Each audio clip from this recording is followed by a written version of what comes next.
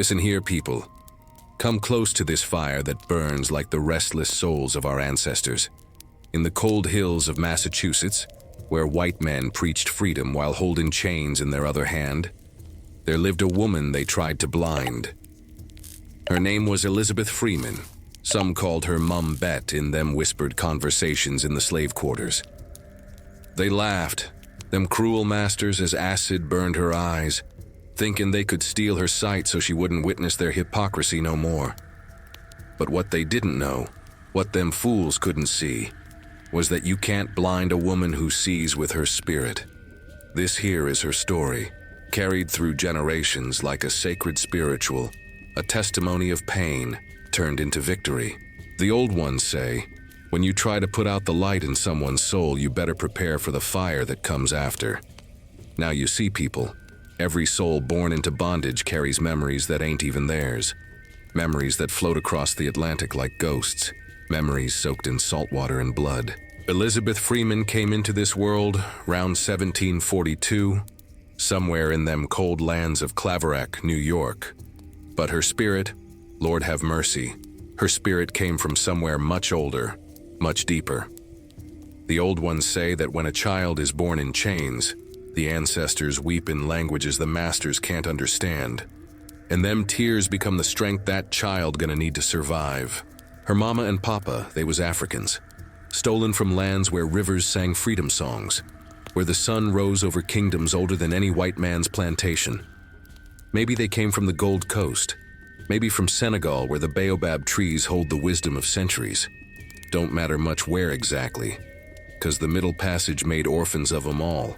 That cursed journey, that floating coffin they called a slave ship, where bodies was packed tighter than cotton bales, where the air was so thick with suffering you could taste death on your tongue. The old folks swear on their lives they can still hear them chains rattling in the deep waters, still hear the moaning of souls who chose the ocean over bondage.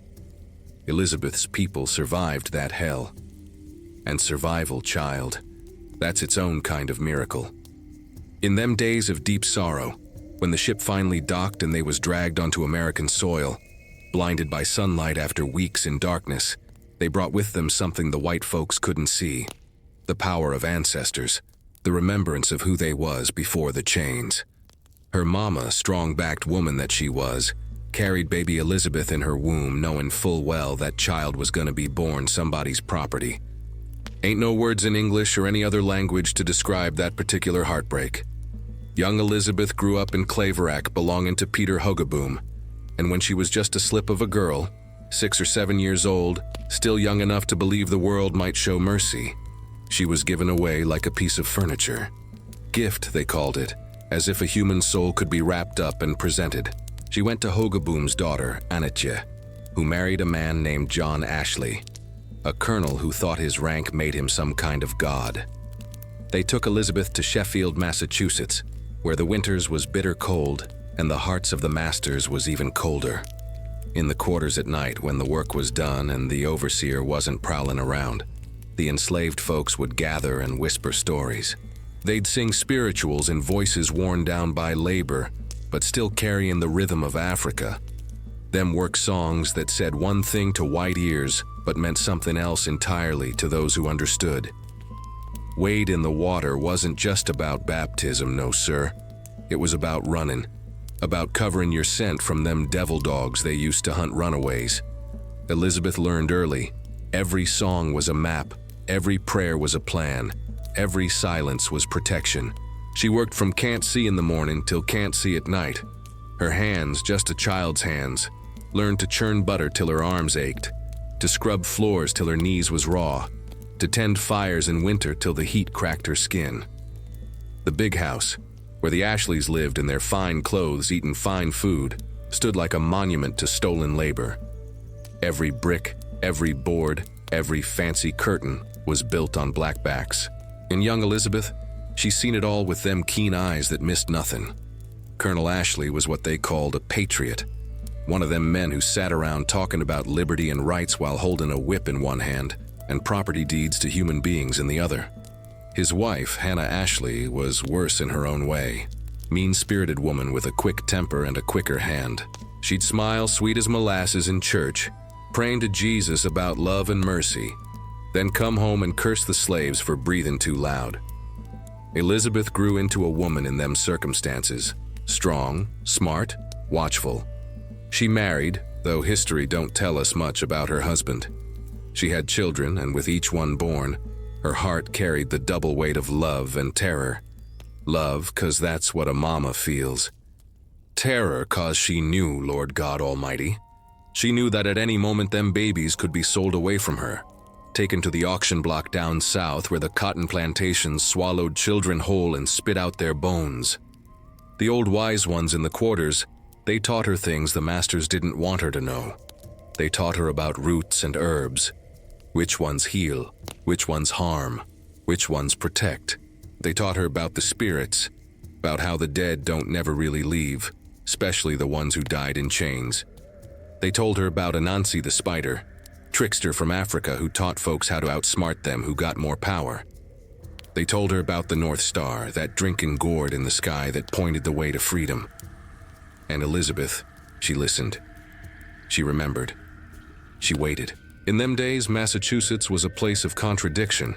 You had Puritans preaching about God's will, but they was perfectly fine with black folks being property. The air smelled like pine and wood smoke, but underneath, if you was sensitive to such things, you could smell the rot of injustice. The rivers ran clear and cold, mocking those who couldn't run nowhere. And Elizabeth, standing in them fields or scrubbing them floors, started to feel something growing inside her. Not just anger, though God knows she had plenty reason for that, but something bigger, a knowing. A sense that the world wasn't meant to be this way, and that maybe, just maybe, she could do something about it. The ancestors whispered to her in dreams. Her mama, long dead by then, appeared in visions carrying messages from the other side. The old folks say that when a person is destined for something great, even bondage can't stop it. The chains might hold the body, but the spirit, child, the spirit flies free. And Elizabeth's spirit was already soaring, already seeing a future them white folks couldn't even imagine. She watched the Ashley household with eyes that was learning to read more than just tasks and chores. She watched how they talked about liberty and independence from England, how they got all fired up about taxation without representation, while standing on the necks of folks who had no representation at all. She watched, and she learned, and she remembered every single thing. By the time she was a grown woman, maybe 30-some years old, Elizabeth Freeman had survived more than most people could imagine. She'd survived being born property. She'd survived childhood in bondage. She'd survived seeing her people whipped, sold, broken. She'd survived the daily soul murder of being treated like she wasn't human. But here's what them Ashleys didn't understand. Survival ain't the same as submission. Every day she survived was an act of resistance. Every breath was a prayer. Every heartbeat was a promise. Not to them, but to herself and to the ancestors. That one day, somehow, things was gonna change. The old ones say you can feel it when destiny is about to shift, when the ancestors is preparing to move. The air gets heavy, dreams get clearer, and somewhere deep in your bones you know, your time is coming. Elizabeth felt it, in the quiet of the quarters at night, listening to the sound of chains and breathing and whispered prayers. She felt it. The Ashley plantation sat on land that had drunk the tears of the enslaved for generations. The soil was rich, not just with minerals, but with sorrow. Every crop that grew there was fertilized by pain. And Elizabeth, walking them grounds day after day, knew that pain had a purpose. It was fuel. It was kindling. And sooner or later, with the right spark, it would burn. She didn't know yet exactly how it would happen. She didn't know about lawyers or courtrooms or legal arguments. She didn't know she was going to make history. All she knew was that something had to give, because a soul can only take so much before it either breaks completely or transforms into something the oppressor never expected. Something dangerous, something free, something that would shake the very foundations of their wicked world. And that time, people, that time was coming faster than anyone, black or white, could have predicted. Lord, have mercy on my soul for what I'm about to tell you now. The Ashley house in Sheffield stood like a monument to sin. White clapboard, tall windows, chimney smoke rising like prayers from hell. Inside them walls lived people who thought themselves righteous, thought themselves chosen by God to rule over others. Colonel John Ashley, with his powdered wig and fancy waistcoat, walked them floors like he owned the very air. And in the eyes of the law, child, he did own more than air. He owned people, flesh and blood people, souls that cried out to heaven.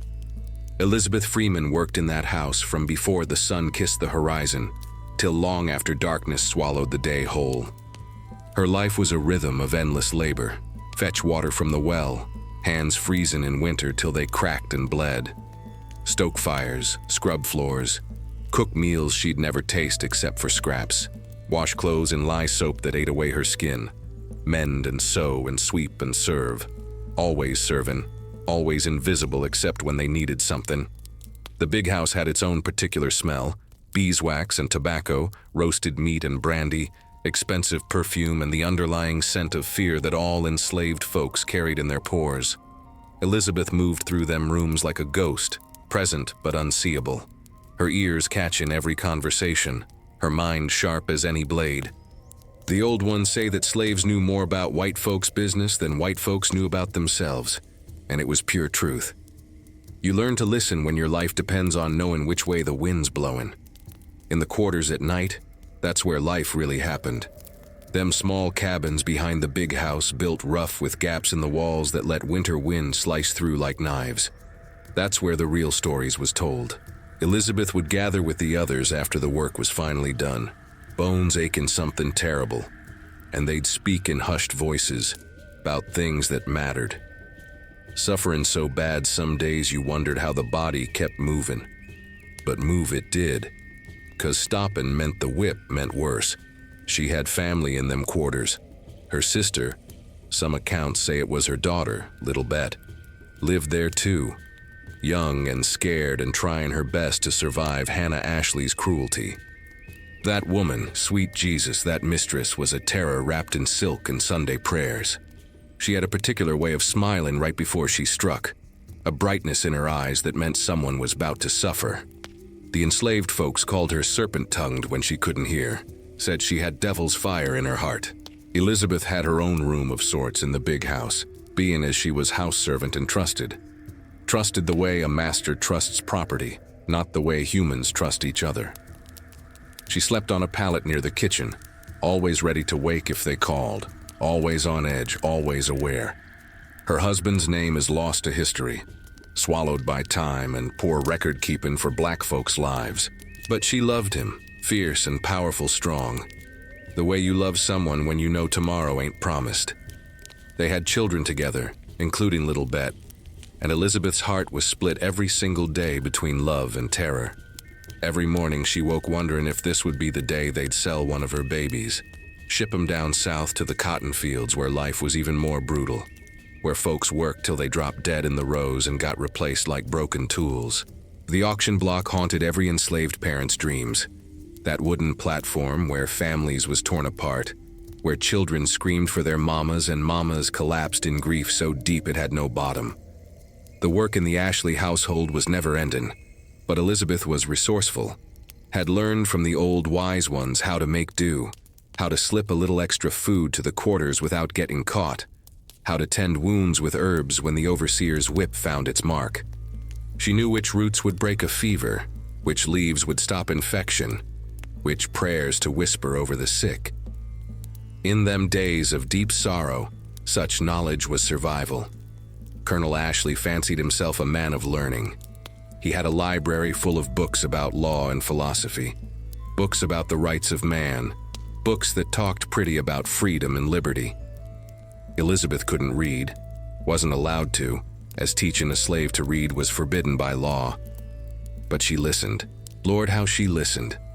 When Ashley and his friends gathered, pouring themselves whiskey and discussing politics, she moved through the room, serving and invisible, her ears wide open. They talked about the revolution, about breaking free from British tyranny.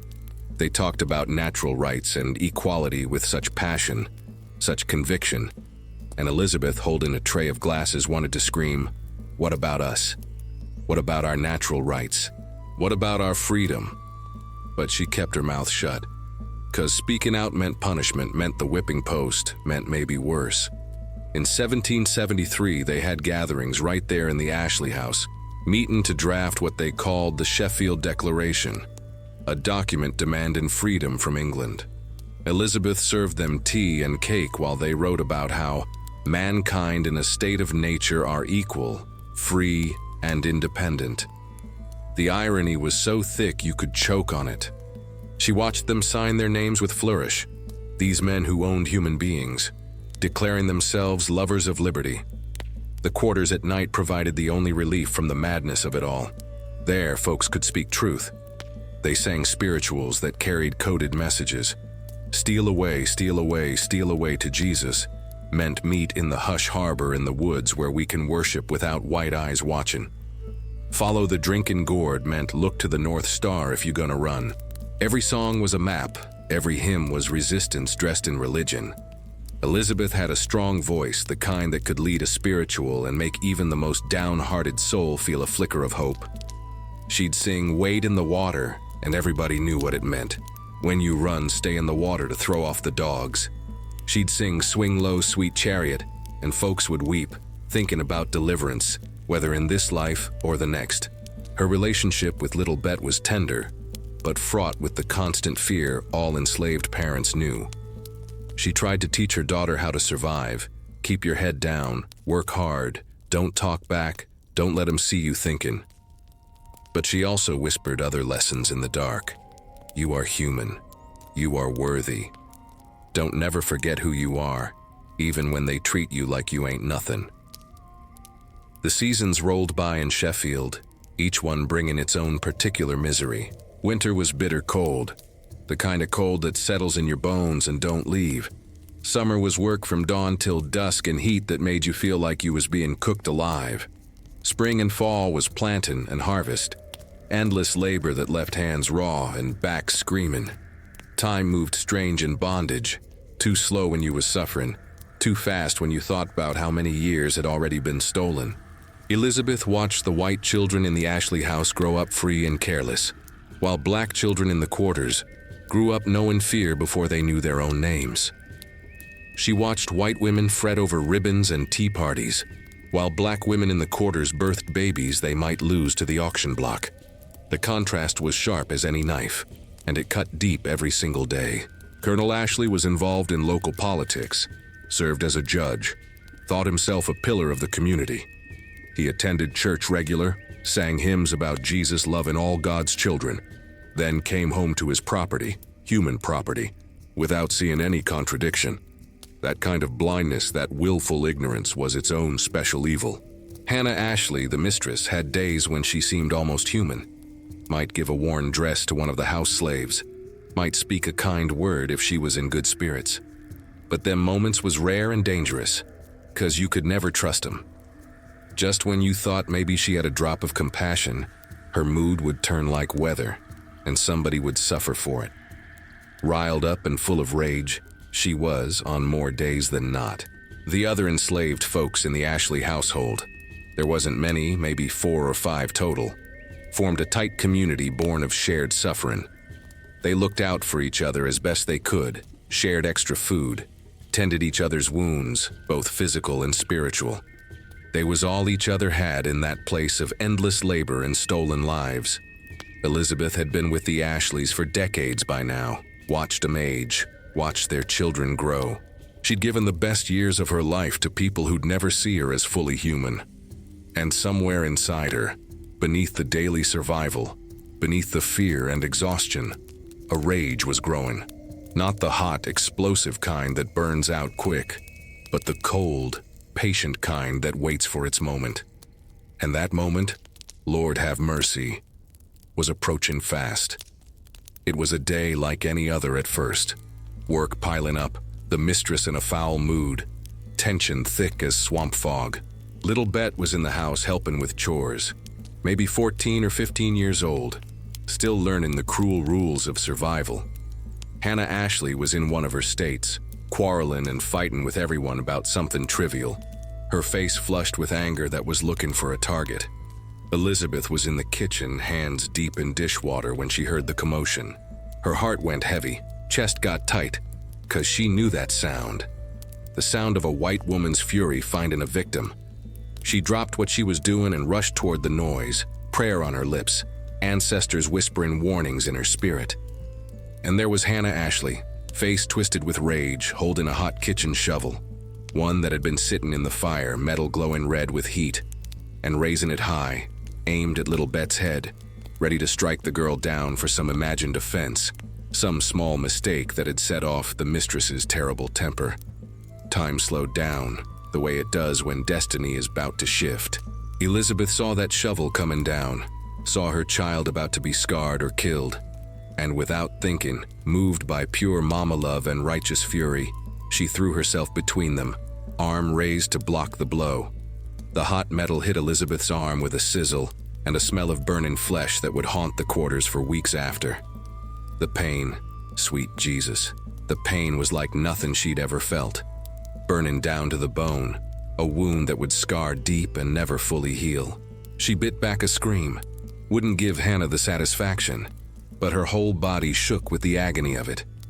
And Hannah Ashley, breathing hard, looked at what she'd done and laughed. A cold, cruel laugh that said clear as day, "You ain't nothing, your pain don't matter, you're just property." Then she turned and walked away, leaving Elizabeth standing there with her arm burning, protecting her daughter, knowing in that moment that something fundamental had broken that could never be repaired. Now listen here, child, 'cause what I'm about to tell you carries the weight of pain so deep, it carved itself into flesh and bone and soul. That hot shovel, Lord have mercy on us all. That burning metal kissed Elizabeth's arm like the devil's own brand, and the scar it left was more than just damaged skin. It was testimony, it was proof, it was evidence that would speak louder than any words when the time came for justice. The pain hit Elizabeth like a wave of fire crashing through her whole body. She felt her knees want to buckle, felt darkness tugging at the edges of her vision, but she stood firm, stood strong, 'cause little Bett was behind her, and that child needed to see strength in that moment of terror. The smell of her own flesh burning filled the room, a smell the old ones say is the worst kind of horror, 'cause it's your own body betraying you, turning into something unrecognizable. Hannah Ashley stood there breathing hard, that shovel still in her hand, and for just a second, one brief, terrible second, something like recognition flashed across her face. Maybe she saw what she'd done. Maybe she felt a flicker of conscience, but it passed quick as summer lightning. She dropped the shovel with a clang that echoed through the house like a church bell ringing for the dead, and then she laughed. Sweet Jesus, she laughed. Not a nervous laugh, not a shocked laugh, but a cold, dismissive sound that said clear as any words, "You deserved it. You ain't nothing but property, and I can do whatever I please." "Clumsy nigger," Hannah spat, her voice sharp as broken glass. "Should have moved faster. Clean up this mess and get back to work." Elizabeth looked at her, really looked at her, with eyes that was seeing past the present moment into something bigger, something that was coming down the road like thunder. She didn't bow her head. She didn't apologize. She just stood there, arm throbbing with pain that made her want to scream, and held that white woman's gaze until Hannah turned away, uncomfortable maybe, or just bored with the whole situation. Little Bett was crying behind her, shaken all over with fear and relief and guilt that her mama had taken the blow meant for her. Elizabeth turned slowly, 'cause every movement sent fresh agony shooting through her arm, and pulled the girl close with her good arm, whispering fierce and low, "Hush now, baby. Hush. You alive, and that's what matters. This here," she glanced at her burning arm, "this here is gonna mean something one day. You watch. The ancestors seeing all this, and they gonna remember." The other enslaved folks in the house had heard the commotion and came running, as much as they dared anyway, 'cause too much concern for another slave could get you in trouble too. Old Moses, who worked in the stables and had wisdom that came from 6 decades of surviving, took one look at Elizabeth's arm, and his face went hard as stone. "Come on to the quarters," he said, voice low and urgent. "We gotta tend that 'fore it gets worse." They helped Elizabeth outside, supporting her as she walked across the yard toward the slave cabins. The September sun was setting, painting the sky red and gold like the whole world was on fire, and Elizabeth thought, "That's fittin'. Everything's burning today." Her arm, her heart, her last shred of willingness to accept this life of bondage without fighting back. In the quarters, they laid her down on a rough wooden pallet. The cabin smelled like wood smoke and sweat, and herbs hanging from the rafters to dry. Old Aunt Sarah, who knew root work and healing better than any white doctor, came in with her bag of remedies. She was a root doctor, a conjure woman, one of them folks who carried African knowledge in their bones, passed down through whispers and demonstrations, never written, 'cause most couldn't write, but preserved in memory more reliable than any book. "Child," Aunt Sarah said, her voice gravelly from age and too many years breathing in cotton dust, "this here is bad, real bad. That devil woman tried to mark you permanent." She cleaned the wound with water from the well, then applied a poultice made from comfrey root and plantain leaves, herbs that pulled poison from wounds and encouraged healing. Elizabeth bit down on a strip of leather to keep from crying out as the old woman worked, 'cause even gentle touching was agony. The burn had gone deep. You could see white bone through the charred flesh in places, and the whole area was already swelling, angry and red around the edges of the burn. "This gonna scar," Aunt Sarah said, wrapping the arm in clean rags. "Gonna scar bad and permanent. But scars tell stories, child. Sometimes a scar is the only witness that survives to speak truth." Elizabeth lay there in the dim light of the cabin, firelight dancing on the walls, and felt something shift inside her. The pain was terrible. Suffering so bad she could barely think straight, but underneath the pain was something else. A cold, clear fury that was sharpening itself into purpose. She thought about all the years she'd endured, all the indignities and cruelties, all the times she'd bowed her head and kept silent. She thought about little Bett's terrified face, about her other children who lived in constant fear, about every enslaved person in Massachusetts and beyond who woke up every day knowing they was considered less than human. "I ain't hiding this," Elizabeth said suddenly, her voice strong despite the pain. Everyone in the cabin turned to look at her. "When this heals, I ain't covering it up. I'm gonna wear it where everybody can see. Let 'em look at what their Christian mistress done. Let 'em see what slavery really looks like." Old Moses nodded slowly. "That's dangerous talk, Lizzie. You know that. Everything about being black in this country is dangerous," Elizabeth shot back. "Staying quiet is dangerous. Speaking up is dangerous. Might as well be dangerous in a way that means something." The folks gathered in the cabin understood. They'd all been branded by slavery in one way or another. Some had whip scars on their backs. Some had fingers cut off for trying to learn to read. Some carried invisible wounds that hurt just as bad.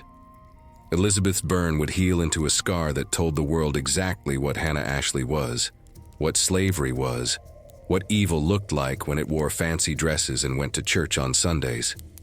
That night, fever took hold. Elizabeth's body shook with chills despite the summer heat still trapped in the cabin walls. She drifted in and out of consciousness, and in her fever dreams, the ancestors came to her. She saw African women standing tall and proud in lands she'd never visited but somehow recognized. She saw her mama, dead these many years, reaching out with hands that glowed like starlight.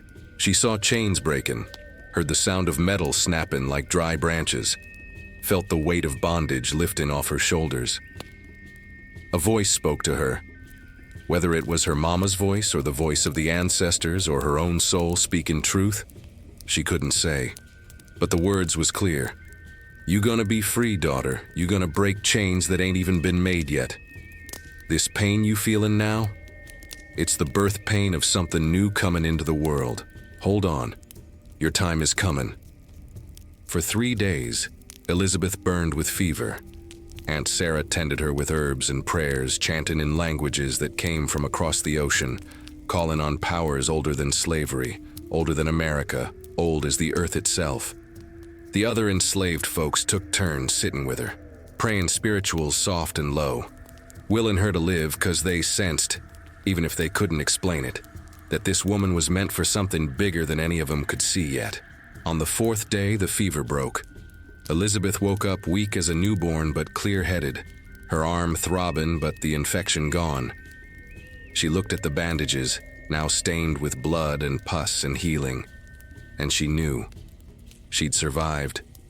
Again. Always again. That's what enslaved folks did. They survived impossible things, and survival itself was resistance. When she finally could walk again, she went back to work in the big house. Had to, 'cause not working meant punishment, meant less food, meant danger for her family. Hannah Ashley looked at her with some mix of guilt and defiance, waiting to see if Elizabeth would cause trouble. But Elizabeth just went about her tasks, moving slower 'cause of the injury, but moving. The scar formed over the weeks that followed. A terrible, twisted thing that covered most of her forearm, raised and dark, impossible to miss. When folks asked what happened, Elizabeth told them plain. Mistress Ashley hit me with a hot shovel when I protected my child. No anger in her voice, no pleading, just simple truth. And the truth, told plain and calm, was more damning than any accusation could be. Colonel Ashley heard about it, of course. The whole town heard about it eventually. Some white folks was horrified, not enough to actually do anything, mind you, but horrified in that comfortable way that don't require action. Some defended Hannah, said Elizabeth must have done something to deserve it. That's how it always went. Blame the victim, protect the oppressor, keep the system running smooth. But Elizabeth, she didn't care what they thought anymore. She'd crossed some invisible line that day when the hot metal seared her flesh. She'd seen clear as crystal that this system couldn't be reformed or negotiated with or gently persuaded to be kinder. It had to be broken, torn down, destroyed at its roots. And she, Elizabeth Freeman, born into bondage and marked by its cruelty, was going to be one of the ones to start breaking it. She touched the scar sometimes when she was alone, running her fingers over the raised, twisted flesh. And instead of shame, she felt power. This was her testimony. This was her proof. This was her declaration of war against a world that said she was property. And when the time came, and she knew it was coming, felt it in her bones like weather changing, this scar would speak louder than any lawyer's words, any judge's ruling, any law written by men who thought they owned other human souls. The old ones say, "From deep wounds come deep strength. From great pain comes great purpose." And Elizabeth Freeman, standing in the ruins of what she'd endured, was about to prove that truth in ways that would shake the foundations of slavery itself. Listen here, people, 'cause this is where the story gets peculiar in that way truth sometimes does, where the same words mean freedom to some and nothing but cruel mockery to others. The year was 1773, and the colonies was stirring with talk of revolution, of breaking free from King George across the ocean. In the Ashley House in Sheffield, Massachusetts, white men gathered like roosters in a hen house, all puffed up and crowing about liberty, about the natural rights of man, about how no human being should be subject to tyranny without their consent. And Elizabeth Freeman, arm still healing from where her mistress had burned her, moved through them rooms like a shadow, serving tea and cake, filling glasses with rum and brandy, her ears wide open, her mind sharp as any blade they could have forged in a blacksmith's fire. She heard every word, stored every argument, felt every contradiction burning in her chest, hotter than that shovel ever burned her arm. Colonel Ashley was at the center of it all, him and his friends. Men of property and position, men who fancied themselves philosophers and patriots. They sat in the parlor with its fine furniture and oil lamps, smoking pipes and arguing about political theory like they was ancient Greeks instead of American slaveholders. Theodore Sedgwick was there sometimes, a young lawyer with keen eyes and a conscience that seemed to trouble him more than most. Thomas Ingersoll, Moses Bidwell, other men whose names would be recorded in history books as heroes of the Revolution, all gathered to plot rebellion against England while keeping black folks in bondage. Elizabeth listened as they drafted what they called the Sheffield Declaration, a document that would be read at town meetings and sent to the Provincial Congress in Boston. She heard Colonel Ashley's voice, proud and ringing, as he read aloud, "Resolved, that mankind in a state of nature are equal, free and independent of each other, and have a right to the undisturbed enjoyment of their lives, their liberty and property. The words hung in the air like smoke, and Elizabeth, standing in the corner with a pitcher of water, felt them settle into her bones. Equal, free, independent, rights to life, liberty, property. She wanted to laugh at the bitter irony, wanted to scream, wanted to throw that pitcher against the wall and demand, "What about me? What about my people? Don't we got lives? Don't we want liberty? Ain't our bodies our own property?" But she kept silent, kept her face smooth as still water, kept playing the role they expected, the invisible servant, the loyal slave, the property that could think but wasn't supposed to. Only her eyes gave her away, and if any of them men had looked close, really looked, they would have seen something burn in there that no amount of slave-holding could extinguish. The declaration went on, talking about how taxation without representation was tyranny, how the British Crown had no right to impose its will on free men, how Americans deserved to govern themselves according to principles of natural law and divine justice. Elizabeth memorized every word, turned them over in her mind like stones in a river, smooth and weighty with meaning that the speakers didn't even realize they was given her. "We hold these truths to be self-evident," one of them read from a draft that would later become more famous, penned by Thomas Jefferson down in Virginia. "That all men are created equal, that they are endowed by their Creator with certain unalienable rights, that among these are life, liberty, and the pursuit of happiness. All men." Elizabeth focused on them two words, all men. Did that include black men? Did it include women? Did it include her children born in chains they never chose? The white men in that room certainly didn't think so, but Elizabeth knew something they didn't. Words, once spoken and written down, take on a life of their own.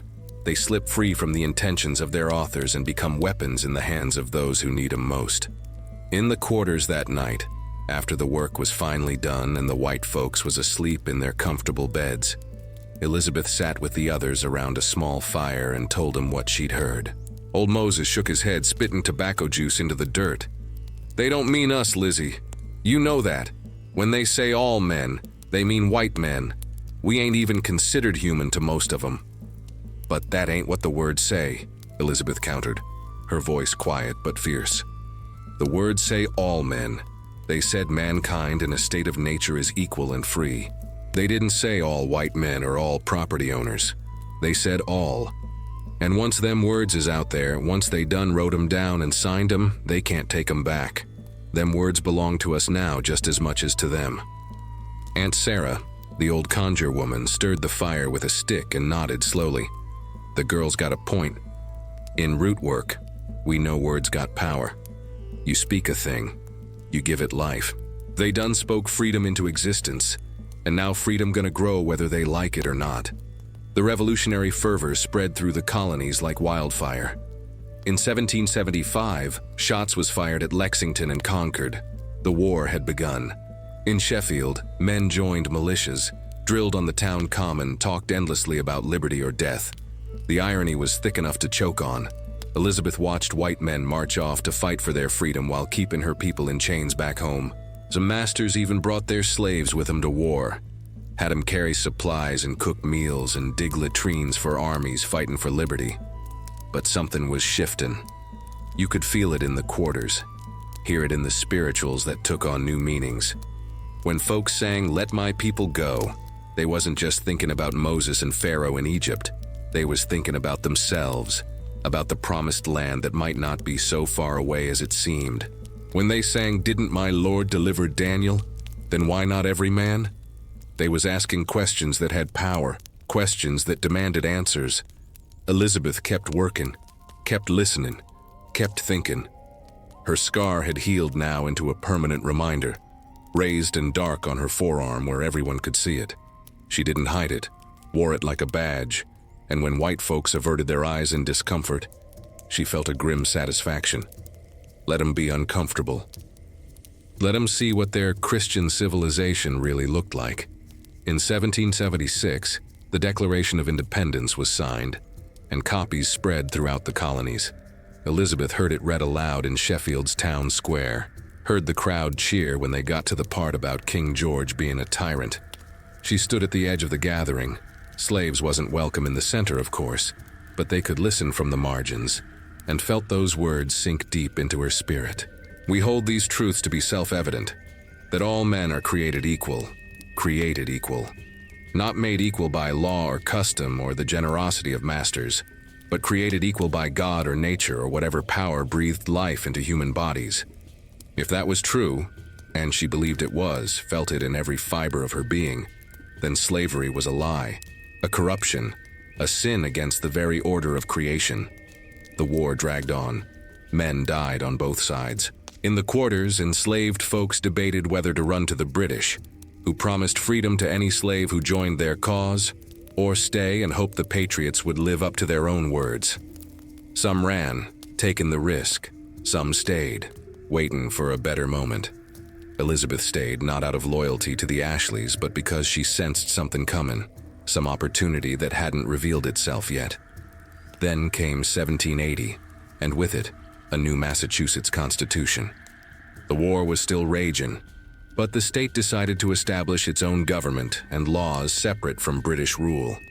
Elizabeth heard whispers about it, heard that there was going to be a document declaring the rights of Massachusetts citizens. She listened hard whenever legal talk happened in the Ashley house, and one day she heard what she'd been waiting for without knowing she was waiting. Theodore Sedgwick came to visit, bringing news from Boston. He sat with Colonel Ashley in the parlor, and Elizabeth brought him coffee, her hand steady despite the trembling she felt inside. Sedgwick was talking about the new Constitution, reading from a copy he'd brought. Article 1, he read, his voice carrying through the room. All men are born free and equal and have certain natural, essential, and unalienable rights, among which may be reckoned the right of enjoying and defending their lives and liberties. Elizabeth froze. The coffee pot in her hand suddenly felt too heavy, or maybe her whole body felt too light, like she might float away. All men are born free and equal. Born free. Not made free by someone's generosity, but born free. The Constitution of Massachusetts, the very state she lived in, declared it as fundamental law. Quite stirring language, Colonel Ashley said, taking a sip of his coffee. Though of course it applies to citizens, not to property. Does it say that? Sedgwick asked, and there was something in his tone. A question, maybe a challenge. Does it specifically exclude anyone? Well, no, but the intent is clear. Is it? Sedgwick interrupted, gentle but persistent. Because the language seems rather absolute to me. All men are born free and equal. That's a powerful statement. Elizabeth's heart was pounding so hard she was sure they could hear it. She finished pouring the coffee and retreated to her corner, but her mind was racing. All men are born free. The Constitution said it. The law of Massachusetts said it. And if the law said she was born free, then her enslavement was illegal, wasn't it? That night in the quarters, she couldn't sleep. She lay on her pallet staring at the ceiling, turning them words over and over. Born free. Equal. Rights to life and liberty. The law said it, the Constitution said it. And suddenly, with a clarity that felt like divine revelation, Elizabeth knew what she had to do. She would sue for her freedom. The idea was audacious, almost unthinkable. A slave woman taking her master to court, arguing that the new Constitution abolished slavery? It was dangerous, maybe impossible. She could be punished severely just for trying. She could be sold south, separated from her children, worse. But them words had planted themselves in her heart like seeds, and now they was growing, reaching for light, refusing to be denied. All men are born free and equal. If that was true, and the law of Massachusetts said it was, then Elizabeth Freeman was not and had never been legal property. She was a woman, a human being, entitled to the same rights and liberties that white men was fighting a war to secure. The revolution wasn't just happening on battlefields. It was happening in her heart, in her mind, in the slowly forming determination that would change everything. The white men thought they was the only revolutionaries, but they was wrong. The real revolution, the one that would truly transform America, was being born in the slave quarters, in the hearts of people they'd tried to break but never could. Elizabeth touched her scar, that permanent testimony to cruelty, and made a promise to herself and to the ancestors. She would be free, not by running, not by begging, but by using the very words them white men had written, by holding them accountable to their own declarations, by proving that liberty was not the exclusive property of any race, but the birthright of every human soul. Now you see, people, there comes a moment in every soul's journey when the weight of injustice becomes unbearable, when the spirit says, "No more," in a voice that shakes the foundations of the world. For Elizabeth Freeman, that moment had been building like a storm on the horizon, thunder rumbling in the distance, lightning flashing warnings that couldn't be ignored no more. The words of the Massachusetts Constitution, "All men are born free and equal," had taken root in her mind and was growing wild and unstoppable, like kudzu vine covering everything in its path. But the Ashleys, Lord have mercy, they didn't see the storm coming. They thought Elizabeth was the same obedient property she'd always been, marked now by that terrible scar, but still theirs to command. Hannah Ashley looked at Elizabeth sometimes with eyes that held something like guilt, but guilt without repentance is just another kind of cruelty. She never apologized, never acknowledged the evil she'd done. Instead, she doubled down on her authority, her voice getting sharper, her demands more unreasonable, like she was trying to prove to herself that she was still mistress, and Elizabeth was still slave. Colonel Ashley was worse in his own way. He spoke often about the Constitution he'd helped create, about how Massachusetts was leading the way toward enlightened government, about natural rights and human dignity. But when Elizabeth moved through the room, serving his dinner or cleaning his books, he didn't see no contradiction. To him, she wasn't included in all men. She wasn't human in the way that mattered. She was property that happened to walk and talk and think, but property nonetheless. One evening in late 1780, after the Constitution had been officially adopted, there was a celebration at the Ashley House. Important men from all over Berkshire County gathered to toast the new government, to congratulate themselves on their progressive ideals.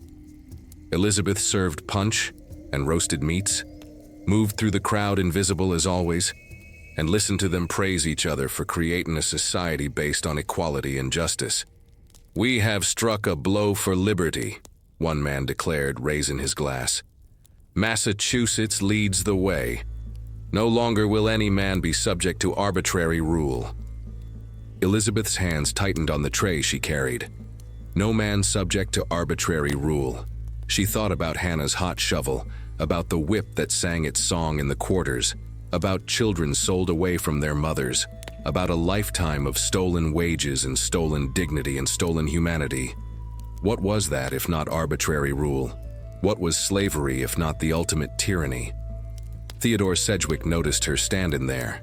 He was a peculiar man, Sedgwick. A white lawyer with a conscience that seemed to actually trouble him.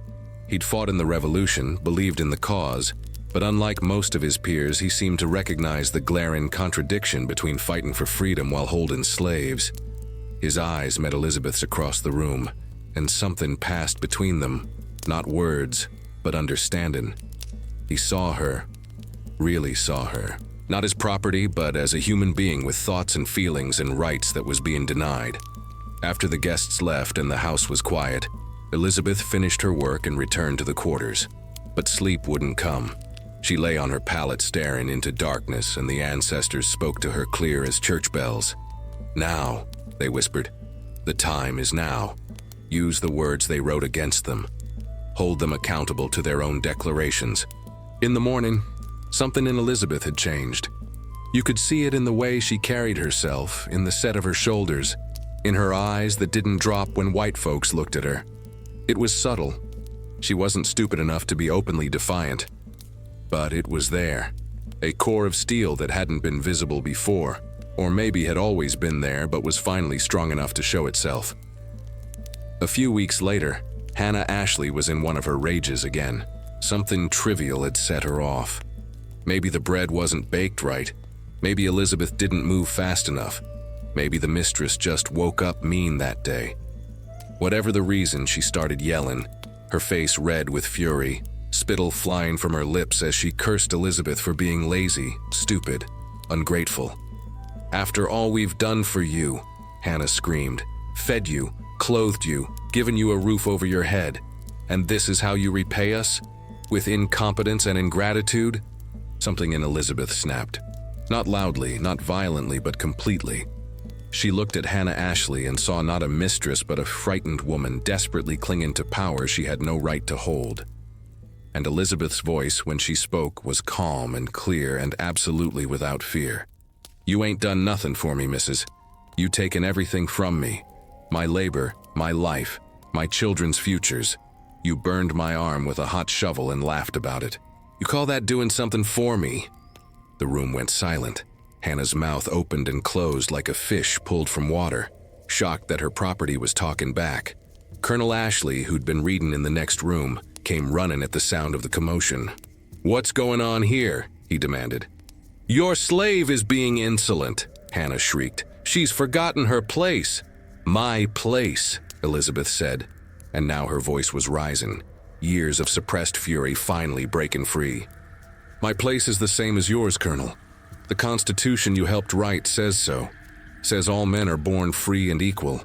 Says we got natural rights that can't be taken away. Well, I was born, wasn't I? I got life and breath and blood and a soul that cries out for liberty just like yours does. So where's my freedom? Where's my equality?" Colonel Ashley's face went dark. "You overstep yourself. That document applies to citizens, not to what?" Elizabeth challenged. "Not to people like me? Then what are we, Colonel? If we ain't human, if we ain't included in all men, then what does that make you? A liar who wrote words he didn't mean? Or a hypocrite who meant them but only for certain folks?" The danger in the room was thick enough to taste. Colonel Ashley could have her whipped for such words, could sell her south, could make her suffer in ways that don't bear describing. But Elizabeth didn't care no more. She'd crossed a line inside herself that couldn't be uncrossed. She'd rather die free in spirit than live one more day pretending to accept bondage. "Get out," Ashley said, his voice low and dangerous. "Get out of my sight before I do something I'll regret." Elizabeth walked out, head high, scarred arm visible for all to see. She went to the quarters and gathered what little she owned. A few clothes, a comb her grandmother had carved, a piece of cloth her daughter had embroidered. Then she kept walking right off the Ashley property, into town, toward the law office of Theodore Sedgwick. Folks who saw her that day said she looked like Moses walking out of Egypt, or Harriet leading people to freedom, or some kind of warrior queen from the old African kingdoms. She looked like destiny in motion, like prophecy fulfilling itself, like justice finally getting tired of waiting. She knocked on Sedgwick's door. When he opened it and saw her standing there, breathless and determined, he knew immediately why she'd come. "I want to sue for my freedom," Elizabeth said, no hesitation in her voice. "The Constitution says I'm born free, says all men got natural rights. I want you to help me prove it in court."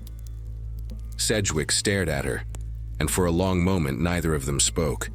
Then slowly he nodded. "Come in, Elizabeth, let's talk." Inside that law office over the next hours, they planned what would become one of the most important freedom suits in American history. Sedgwick explained the risks. She could lose, could be punished, could make things worse. But Elizabeth's mind was made up. She'd spent 30-some years in bondage. She'd been beaten, burned, dehumanized. And now, finally, she had a weapon them white folks had given her themselves. Their own words about freedom and equality. "They gonna argue that the Constitution don't apply to slaves," Sedgwick warned. "Then let 'em argue," Elizabeth said. "Let 'em stand up in court and explain why their pretty words about liberty don't include me. Let 'em tell a jury why I was born into chains when their Constitution says all men is born free. Let 'em defend the indefensible." There was another man in the quarters who wanted freedom too, a man named Brom, strong-backed and tired of bondage. Sedgwick suggested they file together, make it a joint case. Brom and Bett versus Ashley, two slaves against their master, armed with nothing but the Constitution and the undeniable truth of their humanity. The legal papers was drawn up. The writ of replevin was filed. A demand that John Ashley return property that didn't rightfully belong to him. Except in this case, the property was human beings demanding to be recognized as such. When Colonel Ashley received the papers, they say his face went white as bleached cotton. His own slave, a woman he'd owned since childhood, was taking him to court, arguing that the Constitution he'd helped write made slavery illegal. The audacity of it, the sheer nerve, left him speechless. But Elizabeth wasn't done yet. In our story's shadow, in the dramatic truth that grows from historical seed, there was one more cruelty to come. One final attempt by the Ashleys to break her spirit before the case could go to trial. Whether it happened exactly as told, or lives in the symbolic realm where truth and testimony merge, it speaks to the essence of what slavery was. An attempt to blind people to their own humanity, to make them unable to see their own worth. They tried to take her sight itself. Listen here, child, 'cause what I'm about to tell you walks that narrow line between documented history and the deeper truth that lives in memory and testimony. The old ones say that slavery tried every way it could to break the spirit, to take not just freedom, but the very ability to imagine freedom. And when a slave dared to stand up to sue for liberty, to challenge the whole rotten system, well, them that benefited from that system would do most anything to stop it. After Elizabeth filed her freedom suit, tension in the Ashley household was thick as bayou fog, heavy and suffocating. Colonel Ashley was furious, not just angry, but humiliated. His own property was challenging him in court, arguing that his ownership was illegal. Hannah Ashley was worse. That woman carried grudges like other folks carried breath, and Elizabeth's defiance ate at her day and night. Elizabeth knew she was in danger. She'd moved back to the quarters after that confrontation, refusing to sleep in the big house no more. She stayed close to the other enslaved folks, found safety in numbers. But one night, a moonless night in early 1781, when darkness covered everything like a funeral shroud, Hannah Ashley made her move. Elizabeth was walking from the well, carrying water for the evening, when hands grabbed her from behind. Strong hands, white hands, belonging to the overseer that Ashley had hired to manage the property. Before she could scream, a cloth was shoved in her mouth, and she was dragged toward the barn where punishments usually happened, where the whipping post stood like a monument to cruelty. Inside, lantern light revealed Hannah Ashley's face, twisted with rage and something worse. A cold, calculated malice that wanted not just to punish but to destroy. The overseer held Elizabeth while Hannah approached, and in her hand was a small vial of clear liquid. "You want to see freedom so bad?" Hannah hissed, her voice full of venom. "You want to look at that Constitution and imagine yourself equal to us? Then let's take away your ability to see anything at all." The liquid in that vial, whether it was actual acid or some other caustic substance, whether this moment happened exactly as told or lives in the symbolic space where trauma and testimony merge, represented slavery's ultimate violence. The attempt to blind people to their own humanity, to their own worth, to the very possibility of liberation. Hannah grabbed Elizabeth's face, fingers digging into her cheeks. "Hold her steady," she commanded the overseer. Elizabeth struggled, tried to break free, but the man was too strong. She could feel his breath on her neck, smell the tobacco and whiskey on him, feel the rough calluses of his hands as he pinned her arms. Hannah raised the vial, unstopped it. "This is what happens to uppity slaves who forget their place," she said. "You'll never read that precious Constitution again. You'll never see well enough to sign your name or look a white person in the eye with that defiant stare of yours. You'll be blind, helpless, dependent on us forever." The first drop fell. The pain was immediate and excruciating, like fire, like the hot shovel, but worse because this was her eyes, her sight, the windows through which she saw the world. Elizabeth screamed behind the gag, her body convulsing with agony. The liquid burned like hellfire itself, like all the cruelty of slavery distilled into a single substance designed to take away not just freedom, but the very ability to perceive it. But here's what Hannah Ashley didn't know. what none of the masters understood.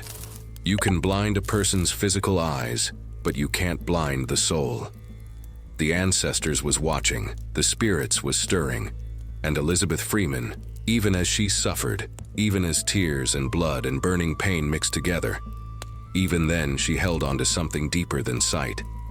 She held on to vision. Through the searing agony, she heard voices. Not the voices of her tormentors, but older voices, ancestral voices speaking in languages that came from across the ocean. She heard her mama singing spirituals. She heard the rhythm of African drums. She heard the crying of all the enslaved people who'd ever suffered under the weight of bondage.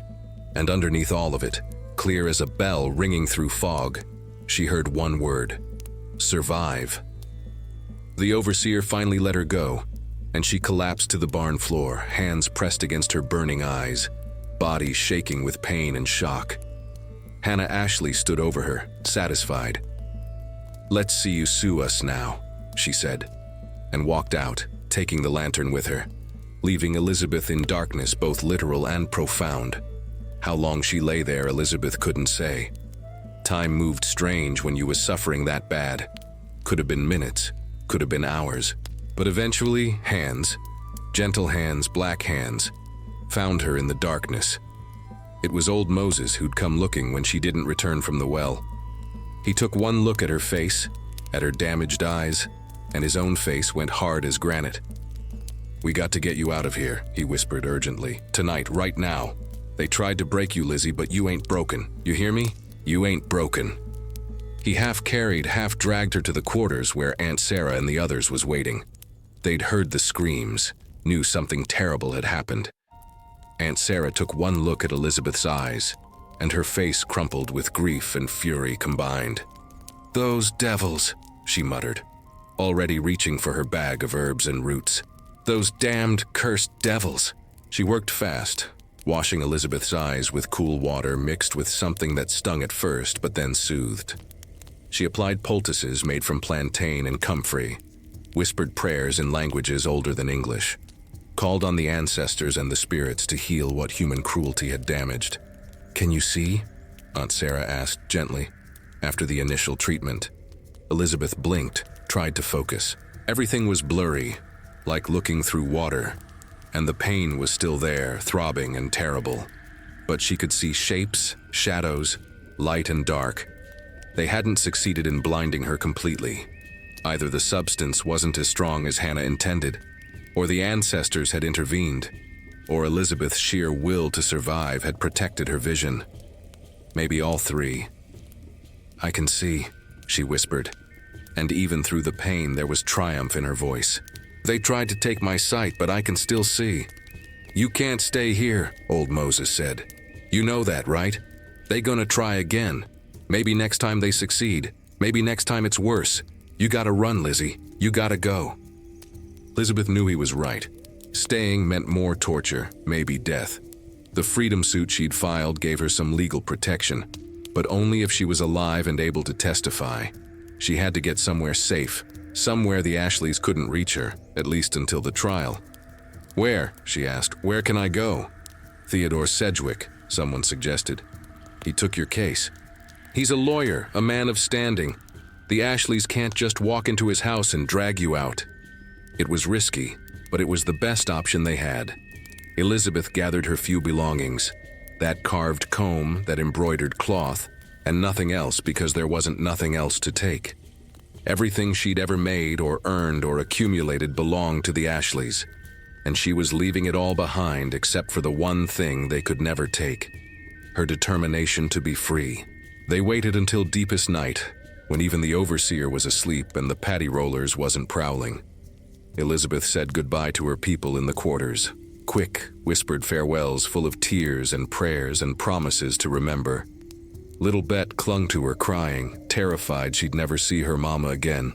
"I'll come back for you," Elizabeth promised. "Once I'm free, once I prove in court that we got rights, I'll come back for all of you. This ain't just about me, baby. This is about changing the whole world."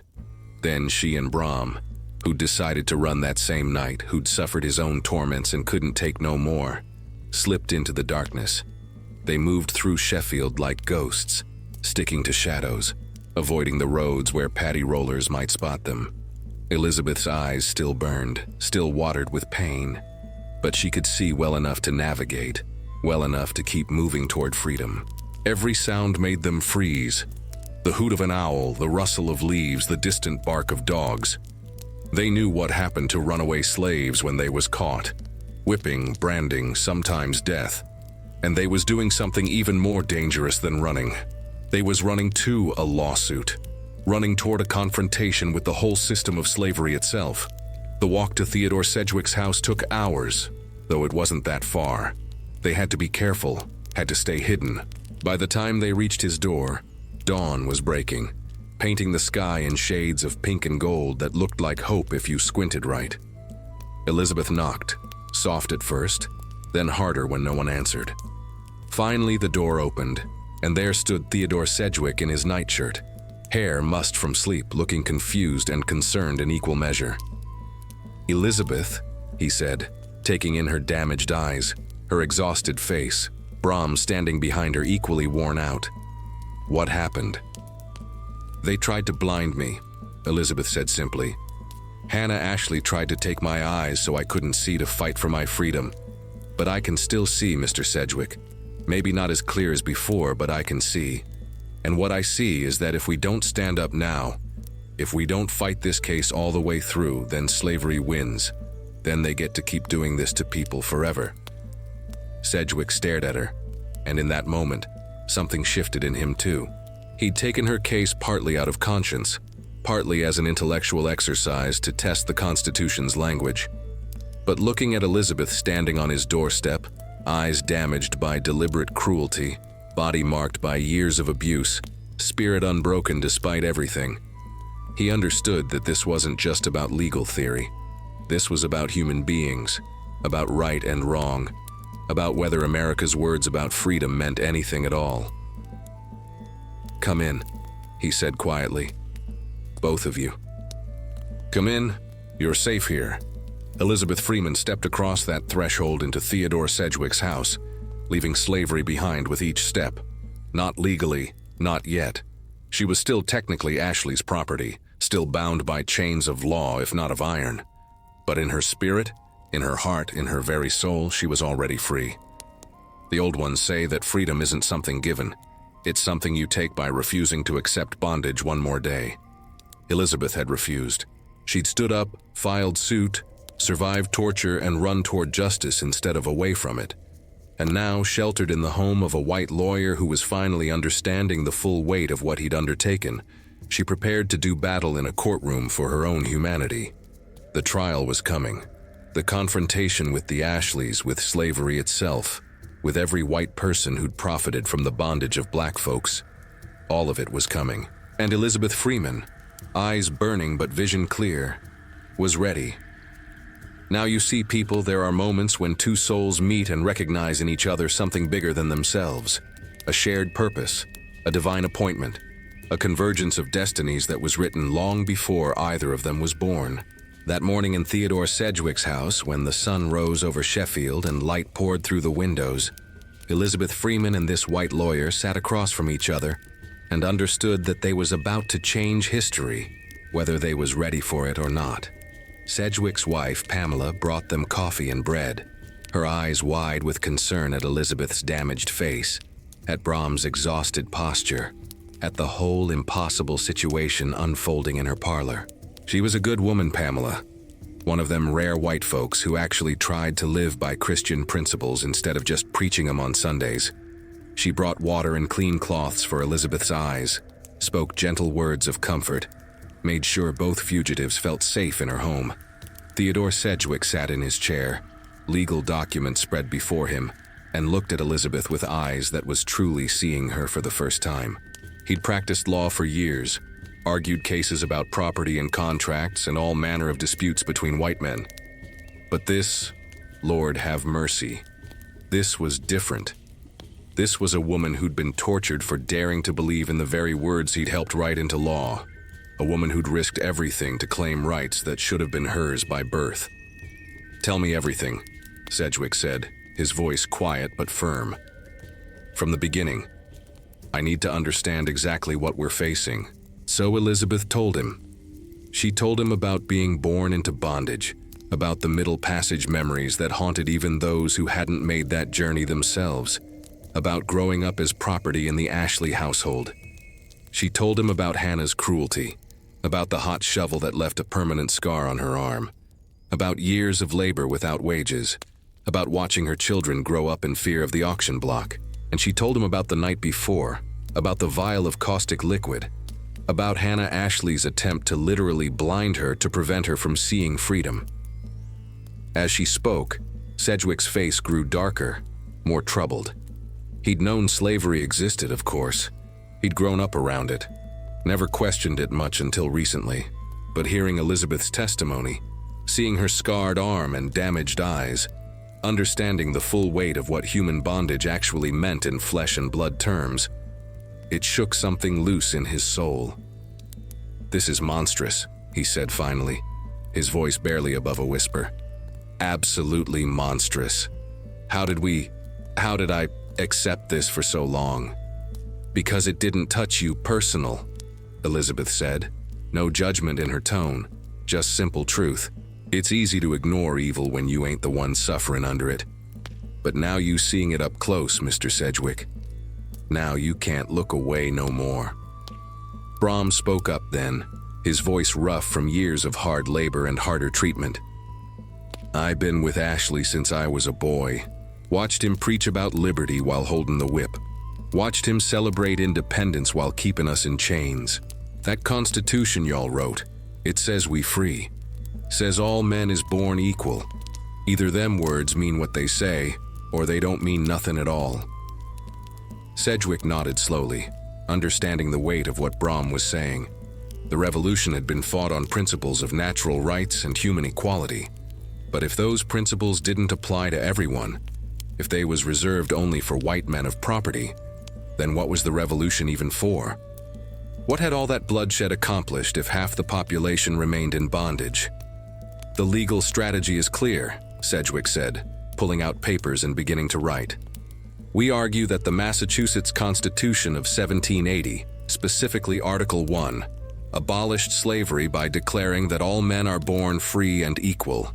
The language is absolute. It doesn't say some men or white men or property-owning men. It says all men. That includes you, Elizabeth. That includes you, Brom."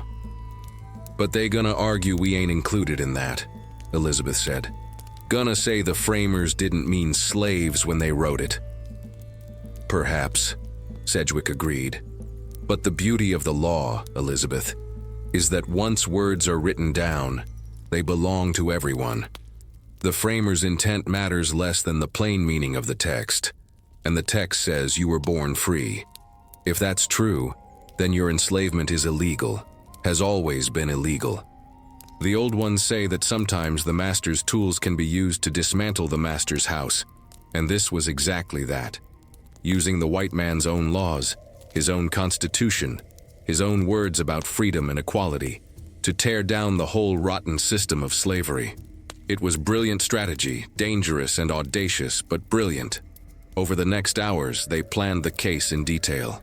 Sedgwick explained the legal procedure. They'd file a writ of replevin, demanding that John Ashley return property, Elizabeth and Brom, that he held illegally. The case would go before a jury in Great Barrington, the county seat. Ashley would have lawyers arguing for the traditional understanding that slaves was property. Sedgwick would argue that the Constitution changed everything, made slavery incompatible with Massachusetts law. "What about my eyes?" Elizabeth asked. "What about what Hannah done to me?" Sedgwick leaned forward, intense. "That's evidence, Elizabeth. Powerful evidence of the cruelty inherent in slavery. We'll present you to the jury. Let them see your scars, see what you've endured. Let them understand that this isn't some abstract legal debate. This is about human beings suffering under a system that violates every principle we claim to hold dear." "They might not care," Elizabeth said quietly. "Most white folks don't see us as fully human. Seeing my scars might not move them at all." "Some won't care," Sedgwick admitted. "But we only need to convince a jury. 12 men. And I believe I have to believe that there are enough people in this county with conscience enough to recognize injustice when it's presented plainly before them. Elizabeth looked at this white man who was risking his reputation, maybe his safety, to take her case. Theodore Sedgwick wasn't no saint. He'd lived his whole life benefiting from a system built on black suffering. But he was trying now, genuinely trying, to use his privilege and position to make things right. That counted for something. "Why you doing this?" she asked. "You could refuse the case, tell us it's too dangerous, go back to your comfortable life. Why risk everything for people like us?" Sedgwick was quiet for a long moment, staring at his hands. When he spoke, his voice was heavy with something like shame. "Because I helped write that Constitution. I stood with men like Ashley and declared that all men are created equal. And I didn't think hard enough about what that meant. I didn't consider that those words applied to everyone, not just people who looked like me. And now, looking at you, at what you've suffered, at your courage in standing up for rights that should never have been denied, how can I not help? How can I call myself a man of law and justice if I turn away now?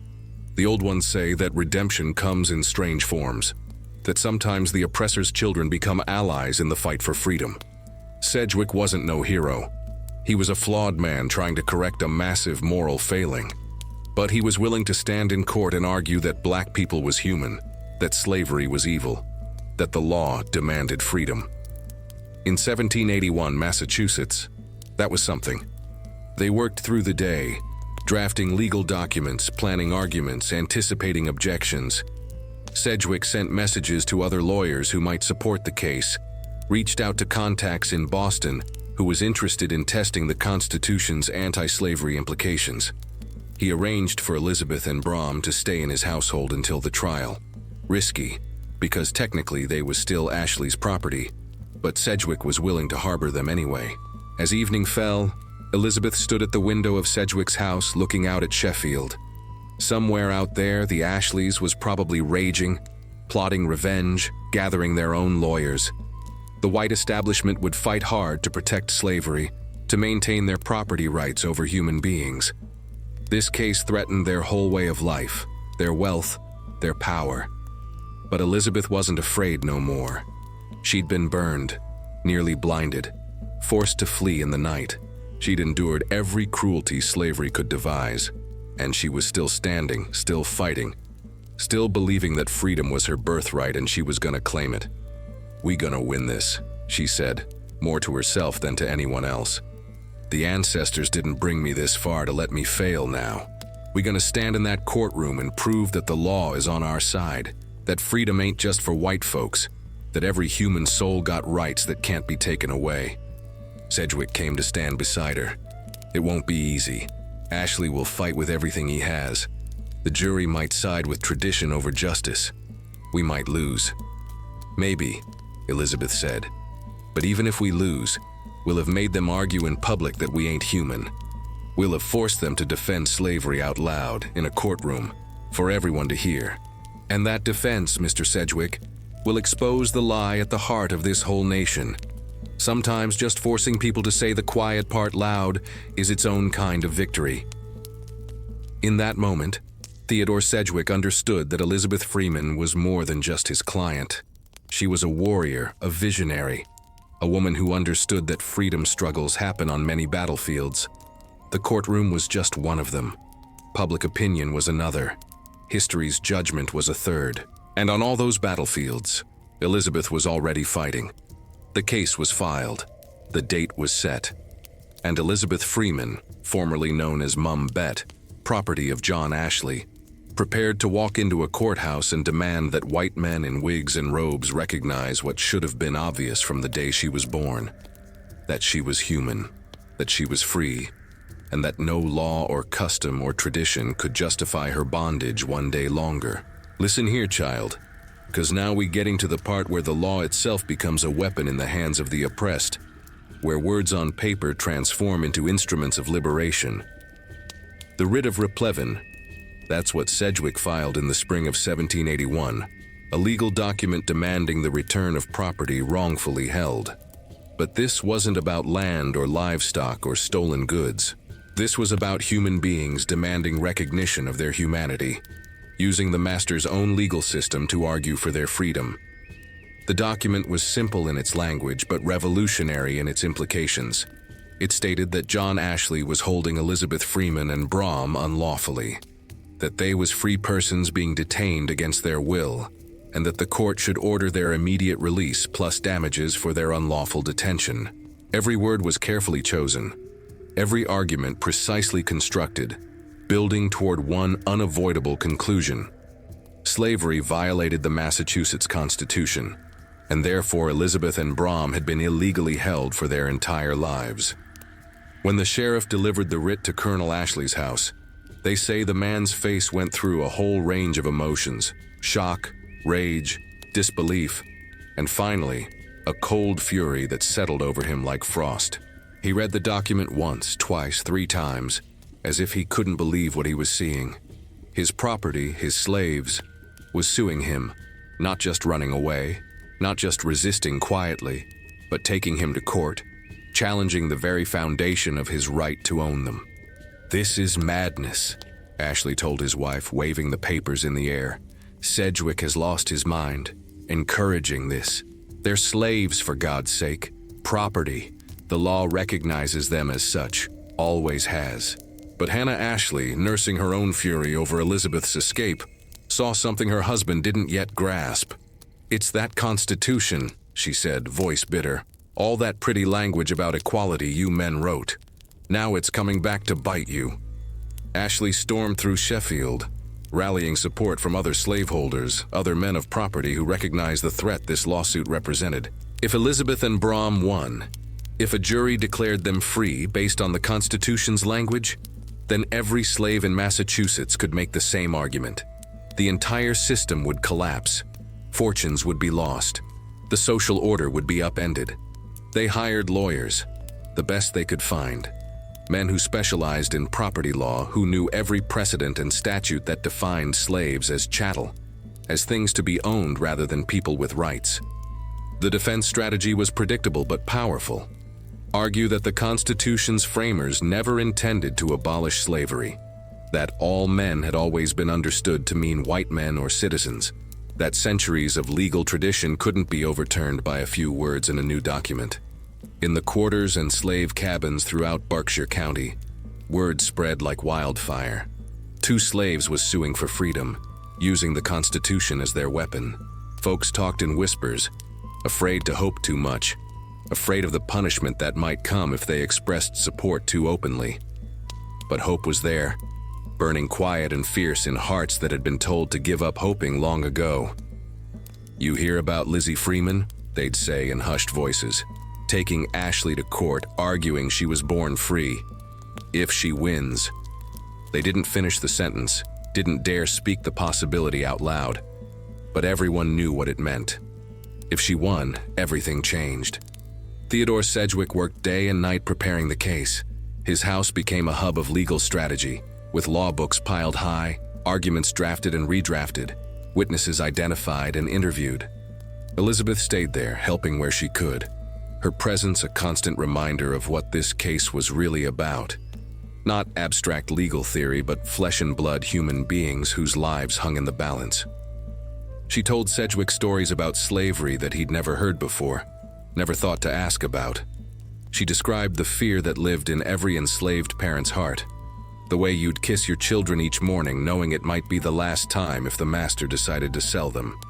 She explained how the threat of the whip controlled behavior, even when it wasn't being used, how the psychological violence of bondage scarred souls as deeply as physical violence scarred bodies.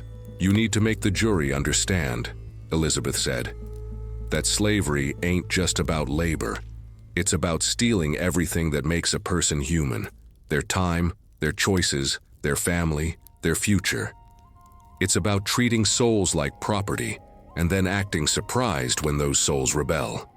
Sedgwick listened and learned, his arguments becoming more powerful, more grounded in the reality of what slavery actually meant. He wasn't just making a constitutional argument anymore. He was bearing witness to a profound evil that Massachusetts law should never tolerate. Meanwhile, Colonel Ashley was furious about harboring the fugitives at Sedgwick's house. He sent messages demanding their return, citing his property rights, threatening legal action against Sedgwick himself for theft. But Sedgwick stood firm, argued that Elizabeth and Brom was free persons under the Constitution, and therefore couldn't be returned as property. The tension in Sheffield escalated daily. The town was divided. Some supported Elizabeth and Brom, moved by conscience or by the compelling logic of the constitutional argument. Others defended Ashley and the traditional order, fearful of what freedom for slaves might mean for their own interests. Arguments broke out in taverns, in churches, on the town common. People who'd been neighbors for years stopped speaking to each other over the case. Brom, who'd been quieter through much of the preparation, found his voice as the trial date approached. He was a man of iron, strong-backed from decades of labor, but carrying wounds deeper than any whip could inflict. He told Sedgwick about watching his children sold away, about the helplessness of being unable to protect his family, about the rage that built up year after year with nowhere to go. "I want to testify," Brom said. "I want to stand in that courtroom and tell them what slavery has done to me, to my family, to every black person in this state. They need to hear it from us, not just from you." It was risky. Letting slaves testify in their own freedom suit was almost unheard of. In most states, black testimony against white people wasn't even legally admissible. But Sedgwick recognized the power of their voices, the way their stories could move a jury in ways legal arguments alone might not. "We'll prepare carefully," Sedgwick said. "The opposing lawyers will try to discredit you. We'll treat you as unreliable witnesses because of your race. But if you're willing to face that, your testimony could be crucial." As spring turned to summer, the case consumed Sheffield. Supporters of Elizabeth and Brom began gathering signatures on petitions, arguing that slavery contradicted Christian principles and Republican values. Opponents countered with their own petitions, warning of economic catastrophe and social chaos if slaves was suddenly freed. The local newspaper printed essays on both sides, some eloquent, some vicious, all revealing the deep divisions in Massachusetts society. Old Aunt Sarah, the conjure woman, sent word from the quarters that she was doing root work for Elizabeth and Brom, laying down protections, calling on the ancestors for strength. Other enslaved folks held secret prayer meetings in the woods, gathering in hush harbors where white folks couldn't see, singing spirituals that asked God for deliverance and justice. "Go down, Moses, way down in Egypt land," they sang, their voices rising in the darkness. "Tell old Pharaoh, let my people go." The biblical story of Exodus took on new meaning. Elizabeth was their Moses, challenging Pharaoh in the form of Colonel Ashley and the whole slave-holding establishment. The Red Sea was the courtroom, and they was all waiting to see if the waters would part, if freedom was really possible, or if they'd be swallowed by the forces that wanted to keep them in bondage. Ashley tried one last time to settle out of court, sending an intermediary to Sedgwick with an offer. He'd manumit Elizabeth and Brom quietly, give them their freedom without a trial if they'd just drop the case and go away. No precedent set, no embarrassing public testimony, no threat to other slaveholders. Elizabeth refused immediately. "This ain't just about me and Brom," she told Sedgwick. "This is about every enslaved person in Massachusetts. Every child born into bondage. Every mother whose baby gets sold away. If we settle quiet, nothing changes. The law needs to say clear and loud that slavery is illegal, so no one can ever claim otherwise again." Sedgwick relayed her decision to Ashley's representatives, who went back to their client empty-handed. The colonel was beside himself with rage and frustration. He'd tried everything: intimidation, violence, legal maneuvering, attempted settlement. And Elizabeth Freeman kept standing, kept fighting, kept refusing to back down. The trial date was set, August 1781, at the courthouse in Great Barrington. The whole county would be watching. The case would determine not just Elizabeth and Brom's fate, but the fate of every enslaved person in Massachusetts. It would test whether the Revolution's promises about freedom and equality was just empty words, or whether they meant something real and transformative. As the day approached, Elizabeth felt the weight of it settling on her shoulders. She wasn't just fighting for herself anymore. She was carrying the hopes of thousands who couldn't fight for themselves, the prayers of ancestors who died in bondage, the dreams of children not yet born who deserved to come into the world free. "You ready for this?" Sedgwick asked her the night before the trial. Elizabeth touched her scarred arm, thought about her damaged eyes, remembered every cruelty she'd endured and every moment she'd survived. "I've been ready my whole life," she said quietly. "I was born ready. The ancestors made sure of it. The old ones say that sometimes history turns on a single moment, a single case, a single person's courage." Tomorrow, in a courtroom in Great Barrington, Massachusetts, Elizabeth Freeman would stand before 12 white men and demand they recognize her humanity. She'd tell her story, show her scars, present evidence of the evil of slavery, and argue that the law, the very constitution that men like Ashley had written, was on her side. Whether she won or lost, whether the jury sided with freedom or property, one thing was certain: she'd already changed the conversation. She'd already forced Massachusetts to confront the contradiction at its heart. She'd already proven that enslaved people wasn't passive victims, but active agents of their own liberation. And that truth, once spoken and witnessed, could never be completely silenced again.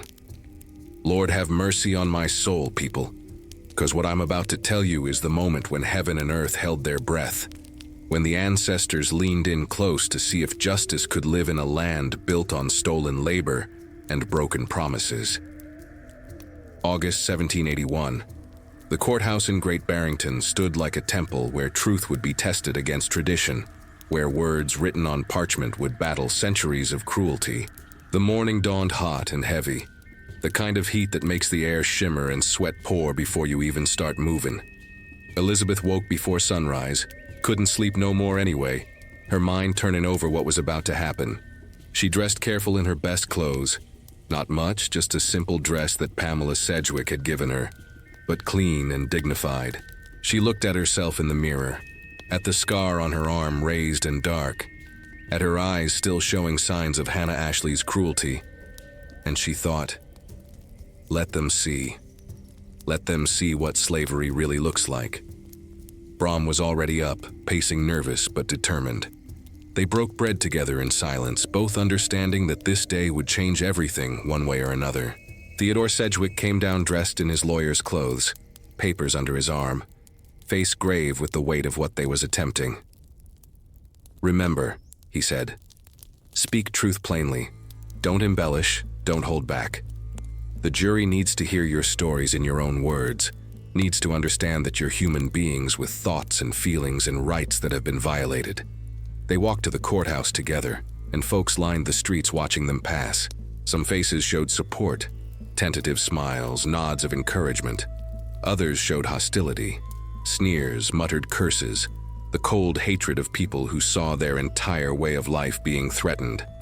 Elizabeth held her head high, walked steady despite her racing heart, feeling the presence of ancestors walking beside her, the spirits of all who died in bondage whispering, "Testify. Speak truth. Don't let them silence you." The courtroom was packed tighter than a slave ship's hold, every bench filled with spectators. White men mostly, property owners and farmers and merchants who had a stake in the outcome. A few free black folks stood at the back, not allowed to sit, but present to witness this historic moment. The air was thick with tension and tobacco smoke, with sweat and anticipation. Judge William Whiting presided, an elderly man with shrewd eyes that missed nothing. The jury was assembled. 12 white men as the law required, men who owned property, men who knew Colonel Ashley personally or by reputation. Elizabeth looked at their faces, trying to read them, seeing skepticism, curiosity, discomfort. These was the men who would decide her fate. Colonel John Ashley sat at the plaintiff's table with his lawyers, men in expensive clothes with confident smiles. Ashley wouldn't look at Elizabeth, kept his eyes forward, jaw clenched tight. Hannah wasn't in the courtroom. Women rarely attended trials, and besides, she probably couldn't face seeing Elizabeth standing there, defiant and unbroken despite everything she'd done. Theodore Sedgwick stood and began his opening argument, his voice ringing clear through the humid air. Gentlemen of the jury, this case concerns a simple question. Does the Constitution of Massachusetts mean what it says? Article 1 declares that all men are born free and equal. Not some men. Not white men. All men. My clients, Elizabeth Freeman and Brom, are human beings born on this earth just as you were.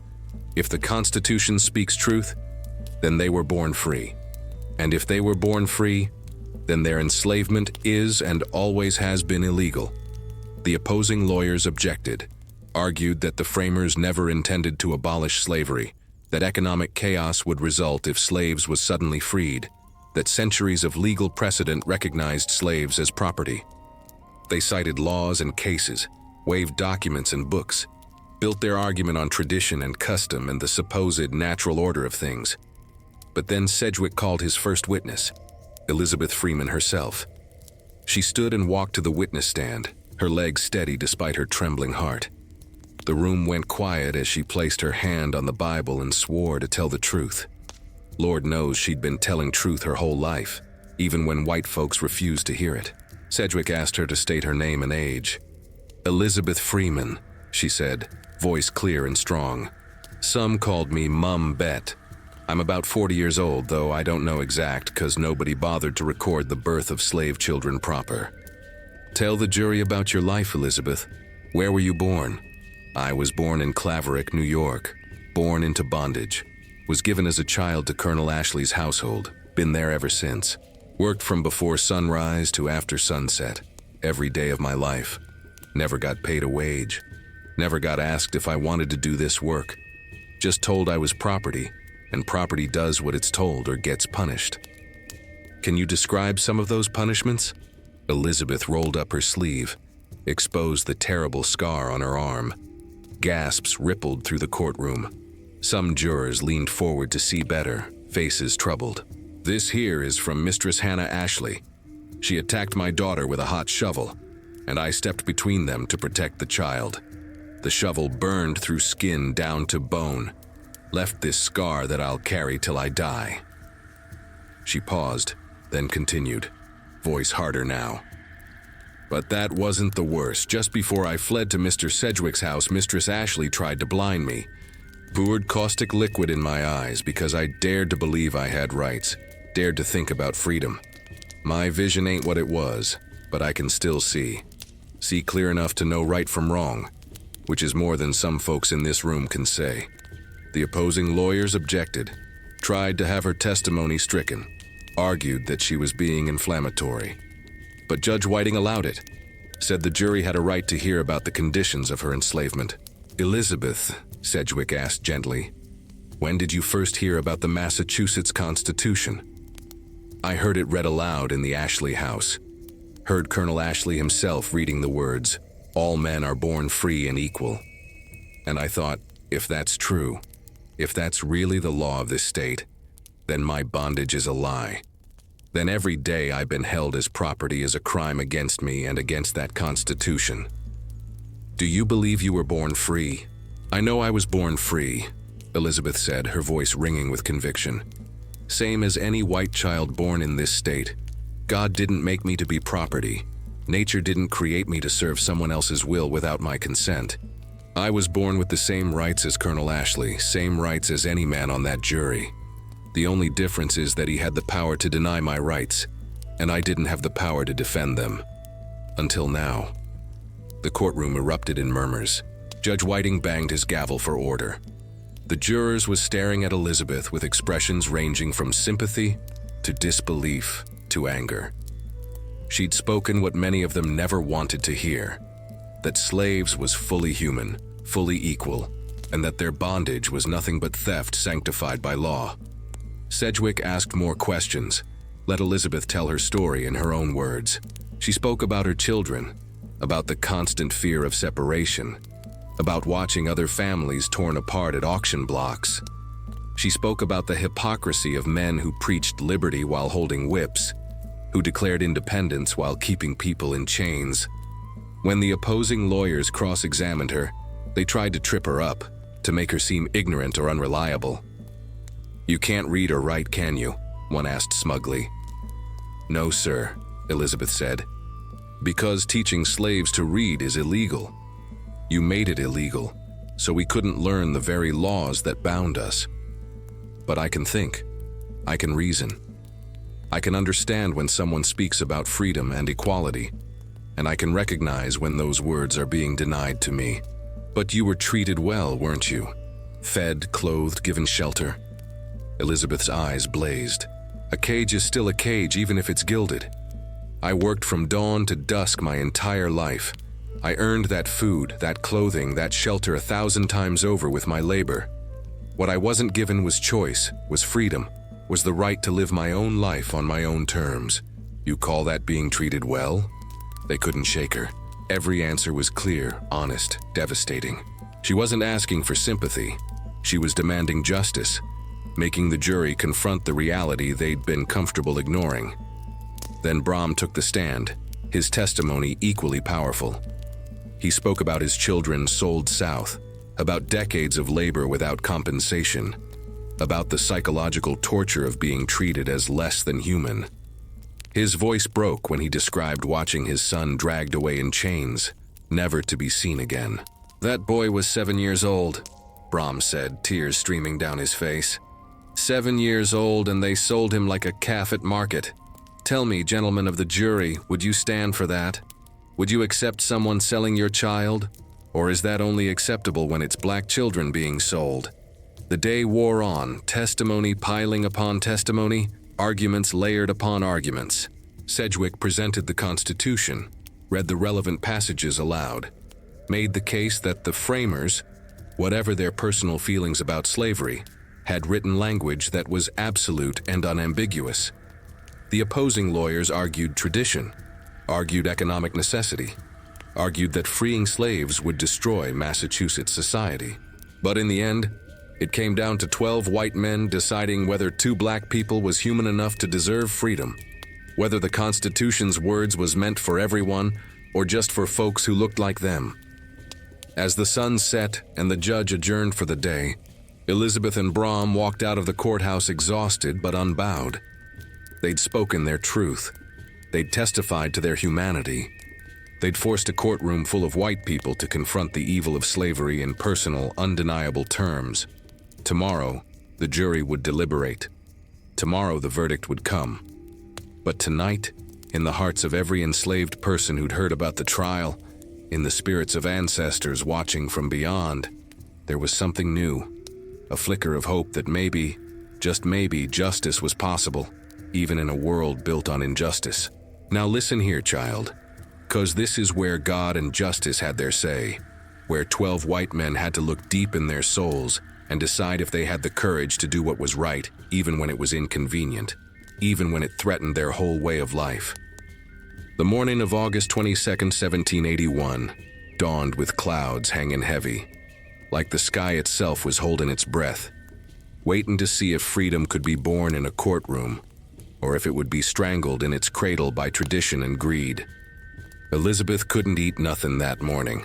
Her stomach twisted in knots tighter than the chains she'd worn for 40 years. Brom was quiet, his usual strength seeming fragile in the face of what was coming. Theodore Sedgwick paced his office, running through arguments in his head one more time, knowing that he'd said everything he could say, made every point he could make, and now it was in the hands of men whose hearts he couldn't read. They walked to the courthouse through streets that was eerily quiet. Word had spread through Berkshire County. Today was verdict day in the Freedom Suit. Folks who supported Elizabeth and Brom came early to get seats. Folks who opposed them came too, ready to celebrate when the traditional order was upheld. The tension was thick as swamp fog, heavy and oppressive, making it hard to breathe. The courtroom filled quick, packed even tighter than the day before. Every bench was full, folks standing along the walls pressed close together. Freed black folks gathered at the back again, not allowed to sit but determined to witness. Among them was old Moses and Aunt Sarah from the Ashley quarters, who'd snuck away to be present for this moment. They'd face punishment later, but they didn't care. History was being made, and they wasn't gonna miss it. Judge Whiting entered. and everyone stood. He settled into his chair, looked out over the courtroom with eyes that had seen decades of cases but probably never one like this. The jury filed in, 12 men whose faces showed the weight of the decision they'd made in their deliberation room. Elizabeth tried to read their expressions. Was that sympathy? Anger? Regret? She couldn't tell. "Has the jury reached a verdict?" Judge Whiting asked. The foreman stood, a middle-aged farmer named Samuel who owned a few acres and considered himself a reasonable man. He held a piece of paper in his hands, and those hands, Elizabeth noticed, was shaking just slightly. "We have, Your Honor. In the case of Brom and Bett versus John Ashley, on the question of whether the plaintiffs are free persons unlawfully detained, how do you find?" The silence in that moment was absolute. No one breathed, no one moved. The whole world seemed to stop, waiting for those words that would change everything or change nothing. Samuel's voice, when it came, was quiet but clear. "We find for the plaintiffs. Brom and Bett are free persons who have been unlawfully held in servitude. They are hereby declared free under the Constitution of Massachusetts." The courtroom exploded. Some folks shouted in triumph, others in outrage. Elizabeth felt her knees go weak, felt Brom grab her arm to steady her, felt tears streaming down her face. Tears of relief, of joy, of vindication so profound it hurt. They'd won. Sweet Jesus, they'd won. The jury had looked at the Constitution, looked at her scarred body and damaged eyes, listened to her testimony, and decided that she was human, that she was free, that slavery couldn't stand in the face of Massachusetts law. Judge Whiting banged his gavel, calling for order, but it took several minutes before the crowd settled enough for him to continue. Colonel Ashley sat rigid at his table, face drained of color, looking like a man who'd just watched his world crumble. His lawyers was whispering urgently, already planning appeals, looking for ways to overturn this verdict that threatened everything they believed in. Furthermore, Judge Whiting continued, reading from the jury's decision. The jury awards damages to the plaintiffs in the amount of 30 shillings plus costs to compensate them for their unlawful detention.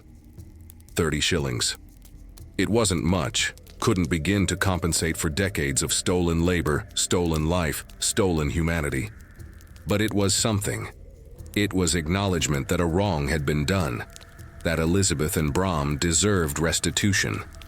It was the law saying, you were harmed, and that harm was illegal. Theodore Sedgwick turned to Elizabeth and Brom, his face showing a mix of triumph and disbelief. "You did it," he said, voice thick with emotion. "You actually did it. You're free. Legally, officially, undeniably free." Elizabeth couldn't speak at first, the words caught in her throat by emotions too big to name. She'd been born into bondage, lived her whole life as property, endured cruelties that would have broken most people. And now, standing in this courthouse with ancestors surrounding her in spirit, she was free. Not by running, not by rebellion, not by someone's mercy, but by law, by the Constitution, by rights that had always been hers but was finally being recognized. "Thank you," she finally managed to say to Sedgwick. "Thank you for believing me, for fighting for us, for using the law the way it was meant to be used, to protect people, not to enslave them." Outside the courthouse, the scene was chaotic. Supporters surrounded Elizabeth and Brom, some crying, some cheering, all understanding that this victory was bigger than just two people. If slavery was illegal for them, it was illegal for everyone. The Massachusetts Constitution didn't say Brom and Bett are free. It said all men are born free and equal. Every enslaved person in the state could now make the same argument, could sue for their freedom using this case as precedent. But the opposition was there too, angry and threatening. Slaveholders who saw their property rights being stripped away, who feared the economic consequences, who couldn't imagine a world where black folks was equal under the law. Some shouted threats, promised that this verdict wouldn't stand, vowed to appeal all the way to the highest courts. Others just stared in bitter silence, recognizing that something fundamental had shifted, and they couldn't stop it no matter how hard they tried. Colonel Ashley pushed through the crowd, his face a mask of cold fury. He stopped in front of Elizabeth, and for a moment they just looked at each other. Master and former slave, oppressor and victor. "This isn't over," Ashley said, voice low and dangerous. "I'll appeal. I'll fight this all the way. You may have won today, but nothing," Elizabeth interrupted, her voice steady and strong. "It's over, Colonel. The law has spoken. The Constitution you helped write has declared me free. You can appeal all you want, but the truth is out now. Massachusetts has said slavery is illegal.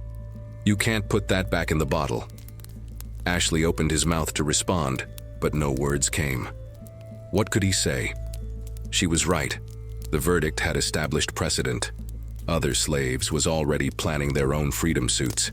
The whole system was starting to crack, and no amount of appeals or legal maneuvering could stop it completely. He turned and walked away, shoulders slumped, looking older than his years. Hannah Ashley waited for him at their carriage, her face a mixture of rage and shame. They'd tried to break Elizabeth with violence, tried to blind her to prevent her from seeing freedom. But she'd won anyway, and that victory would haunt them for the rest of their lives. In the days that followed, the news spread like wildfire through Massachusetts and beyond. Newspapers printed stories about the case, some celebrating it as a triumph of justice, others condemning it as judicial overreach that would destroy the economy. Legal scholars debated its implications. Other enslaved people began filing their own freedom suits, citing Brom and Bett versus Ashley as precedent. The case influenced other landmark decisions, including Quackwalker v. Jennison in 1783, which would effectively abolish slavery in Massachusetts altogether. Elizabeth's courage, her willingness to stand up and fight, had started a legal chain reaction that would free thousands. But Ashley wasn't done yet. True to his word, he filed an appeal, arguing that the verdict was wrong, that the jury had misinterpreted the Constitution, that chaos would result if slaves was freed without compensation to their owners. The case would drag on for months, creating uncertainty about Elizabeth's status. Was she free or not? The verdict said yes, but the appeal meant the question was still technically open. Elizabeth refused to go back to the Ashley property. She stayed with the Sedgwick family, working as a paid employee now, a governess and housekeeper who earned wages and could leave if she wanted. The difference was profound. Same work, maybe, but everything about it was transformed by freedom. She chose to be there. She could negotiate her pay. She could walk away if treated poorly. She was a person, not property. As summer faded into fall, Elizabeth began to plan for her future, a concept that had never existed for her before. What did freedom mean in practical terms? Where would she live? How would she support herself? What about her children, who was still technically enslaved on other properties? The victory in court was just the beginning. Building a free life was its own challenge, but she faced it with the same courage she'd shown in the courtroom. The woman who'd stood up to Colonel Ashley, who'd testified about her own humanity, who'd forced 12 white men to recognize her rights. That woman could handle whatever came next. The old ones say that freedom is never given. It's taken. It's claimed by those brave enough to demand it, fought for by those strong enough to endure the struggle, won by those who refuse to accept bondage one more day. Elizabeth Freeman had taken her freedom, claimed it in a courtroom, won it through truth and courage and an unwavering belief that the law, properly understood, was on her side. And though the legal battles would continue, though Ashley would rage and appeal and scheme, the fundamental truth was established. Elizabeth Freeman was free. And in being free, she'd helped free thousands more, breaking chains that stretched across Massachusetts and rippling out to touch enslaved people throughout the new nation. That night, back at the Sedgwick house, Elizabeth stood at the window looking out at the stars, the same stars that had guided fugitives on the Underground Railroad, the same stars her African ancestors had seen from across the ocean, the same stars that had hung over slave quarters where people dreamed of freedom. And now she was free to look at them, not as property, but as a person. Free to dream her own dreams, to make her own choices, to live her own life. "Thank you," she whispered to the ancestors, to the spirits. to whatever divine force had carried her through 40 years of bondage and brought her to this moment of liberation. Thank you for giving me the strength to fight, the courage to stand up, the voice to speak truth. This freedom isn't just mine, it's ours. It's for all of us who suffered, all who resisted, all who never stopped believing that we was human and deserved to be treated as such. The stars twinkled in response, as if the ancestors was smiling down, as if the universe itself was celebrating this small but profound victory in the long struggle for justice. Listen here, child, 'cause now we come to the part where freedom stops being just a legal concept and becomes a lived reality, where a woman who'd been called property her whole life had to learn what it meant to be a person with choices, with rights, with a future that belonged to her alone. The day after the verdict, Elizabeth woke in the Sedgwick household, and for the first time in her 40-some years, she woke up free. Not just hopeful, not just dreaming, but legally, officially, undeniably free. The feeling was strange, powerful, strong, and disorienting all at once. She got out of bed and realized nobody could tell her to get up or stay down. She could walk out the door if she wanted, could refuse work, could speak her mind without fear of the whip. The weight that had pressed on her chest for decades, that constant awareness of being owned, of having no control over her own life, was gone. But in its place was something almost as heavy: the responsibility of building a life from nothing, of figuring out who Elizabeth Freeman was when she wasn't someone's property. The first thing she did was choose a new name for herself. She'd been called Mum Bett in the quarters, called Elizabeth on legal documents, but she wanted something that declared her new status to the world. Freeman. Elizabeth Freeman. The name said everything about what she'd accomplished, what she'd fought for, what she'd won. She was free, and now even her name would testify to that truth. "Call me Freeman," she told Theodore Sedgwick that morning over breakfast. "Elizabeth Freeman. That's who I am now. Not Bett, not Mum Bett. Freeman." Sedgwick smiled, understanding the significance. Elizabeth Freeman it is, a name earned through courage and conviction. But freedom brought immediate challenges the old ones in the quarters had warned about. Colonel Ashley, bitter and vengeful, sent word that Elizabeth's belongings, what little she had, was forfeit, that her children who remained on his property would be kept there, that she wouldn't be allowed to visit. He couldn't re-enslave her legally, but he could make her pay for her victory in other cruel ways. Elizabeth's heart broke all over again thinking about little Bett and her other children still living in those quarters, still subject to Ashley's authority, even if technically they should be free too under the same constitutional argument. But pursuing freedom's suits for each of them would take time and money. And Ashley knew it. He was using her children as leverage, hoping to punish her through them. Theodore Sedgwick, seeing her distress, made an offer. "Stay with us, Elizabeth. Work as our governess and housekeeper. Paid work, of course. You'll have a room, meals, wages you can save, and we'll help you secure your children's freedom too, one by one if necessary." It was a generous offer, maybe too generous, and Elizabeth wondered briefly if this was just another form of bondage dressed up in kinder clothes. But looking at Sedgwick's face, at Pamela's warm smile, she understood this was different. This was employment, not enslavement. She could leave if she wanted. She could negotiate terms. She was being offered dignity and respect, not ordered around like property. "I accept," she said, "but I want it clear I'm working for wages, not out of obligation. I choose to be here and I can choose to leave. That's what freedom means."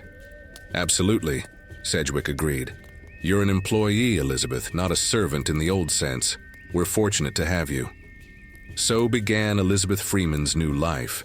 She worked in the Sedgwick household, but everything about the work was transformed by her freedom. When she cared for the Sedgwick children, she did so because she chose to, because she was paid fairly, because she could walk away if mistreated. The difference was profound. Same tasks maybe, but the meaning was completely different. She proved herself invaluable quickly. Her intelligence, her strength, her wisdom earned through decades of survival. All of it made her indispensable to the household. Pamela Sedgwick came to rely on her not just for labor, but for counsel, for friendship even. recognizing in Elizabeth a remarkable woman whose talents had been suppressed, but never destroyed by bondage. The Sedgwick children loved her. She told them stories about Africa passed down through generations, taught them about herbs and healing, spoke to them about justice and equality in ways that shaped their understanding of the world. Young Theodore Jr., who would grow up to be a prominent lawyer himself, learned at Elizabeth's knee that all human beings deserved dignity and respect regardless of race. But Elizabeth didn't just work for the Sedgwicks. She began building her own independent life too. She saved her wages carefully, planning for the day when she could afford her own home, her own land. The old ones had taught her about root work and healing, and she began using that knowledge to help folks in Sheffield and beyond. White folks and black folks alike came to her when they was sick or in need, seeking remedies that doctors couldn't provide. She became known as a skilled healer, a root doctor in the tradition of her African ancestors. She mixed poultices for wounds, brewed teas for fevers, set broken bones, delivered babies. Her hands, scarred from years of slave labor, now brought healing and life into the world. People paid her for her services, sometimes in money, sometimes in goods, sometimes in favors. But they paid her, recognized her skill, treated her with the respect she'd always deserved. Word of her legal victory spread beyond Massachusetts. Enslaved people throughout New England heard about the woman who'd sued for freedom and won, who'd used the Constitution as a weapon against slavery itself. Some came seeking her advice, wanting to know how they could do the same. Elizabeth shared what she knew, connected them with lawyers sympathetic to the cause, encouraged them to fight for their rights, just as she had. The case of Quock Walker was proceeding through the courts, building on the precedent Elizabeth had established. Other freedom suits was being filed, each one citing Brom and Bett versus Ashley, each one chipping away at the foundation of slavery in Massachusetts. Elizabeth watched with satisfaction as the system that had oppressed her began to crumble, knowing that her courage had helped make it possible. Colonel Ashley's appeal was eventually dismissed. The verdict stood. Elizabeth and Brom was free, and the legal reasoning that freed them applied to every enslaved person in the state. By 1783, the Quock Walker case would effectively abolish slavery in Massachusetts entirely, making it the first state where slavery was ended through judicial decision rather than legislative action. And it all traced back to Elizabeth Freeman's willingness to stand up and fight. She finally secured her children's freedom through a combination of legal pressure and negotiation. Ashley, facing multiple lawsuits and seeing the writing on the wall, eventually released them rather than continue fighting battles he couldn't win. The reunion was tearful and joyous. Little Bett, now a young woman, embracing her mother as a free person for the first time. They cried together, laughed together, thanked the ancestors together for guiding them through the darkness into light. Elizabeth began attending church regularly, not because she had to, but because she chose to. She joined the choir, her strong voice leading spirituals that now was sung in freedom rather than bondage. The hymns that had once encoded messages about escape now was simple expressions of faith and gratitude. Amazing Grace took on new meaning when sung by a woman who'd been lost and now was found, who'd been blind, but now could see. She saved enough money to buy land, a small plot on the outskirts of Sheffield where she built a modest home. Her own home, on her own land bought with her own wages. The symbolic weight of it was staggering. A woman born into slavery, once considered property herself, now owned property. She had a deed with her name on it, Elizabeth Freeman. She walked that land knowing every inch of it was hers, that nobody could take it from her, that she'd earned it through labor that was finally recognized and compensated. Neighbors, both black and white, came to respect her.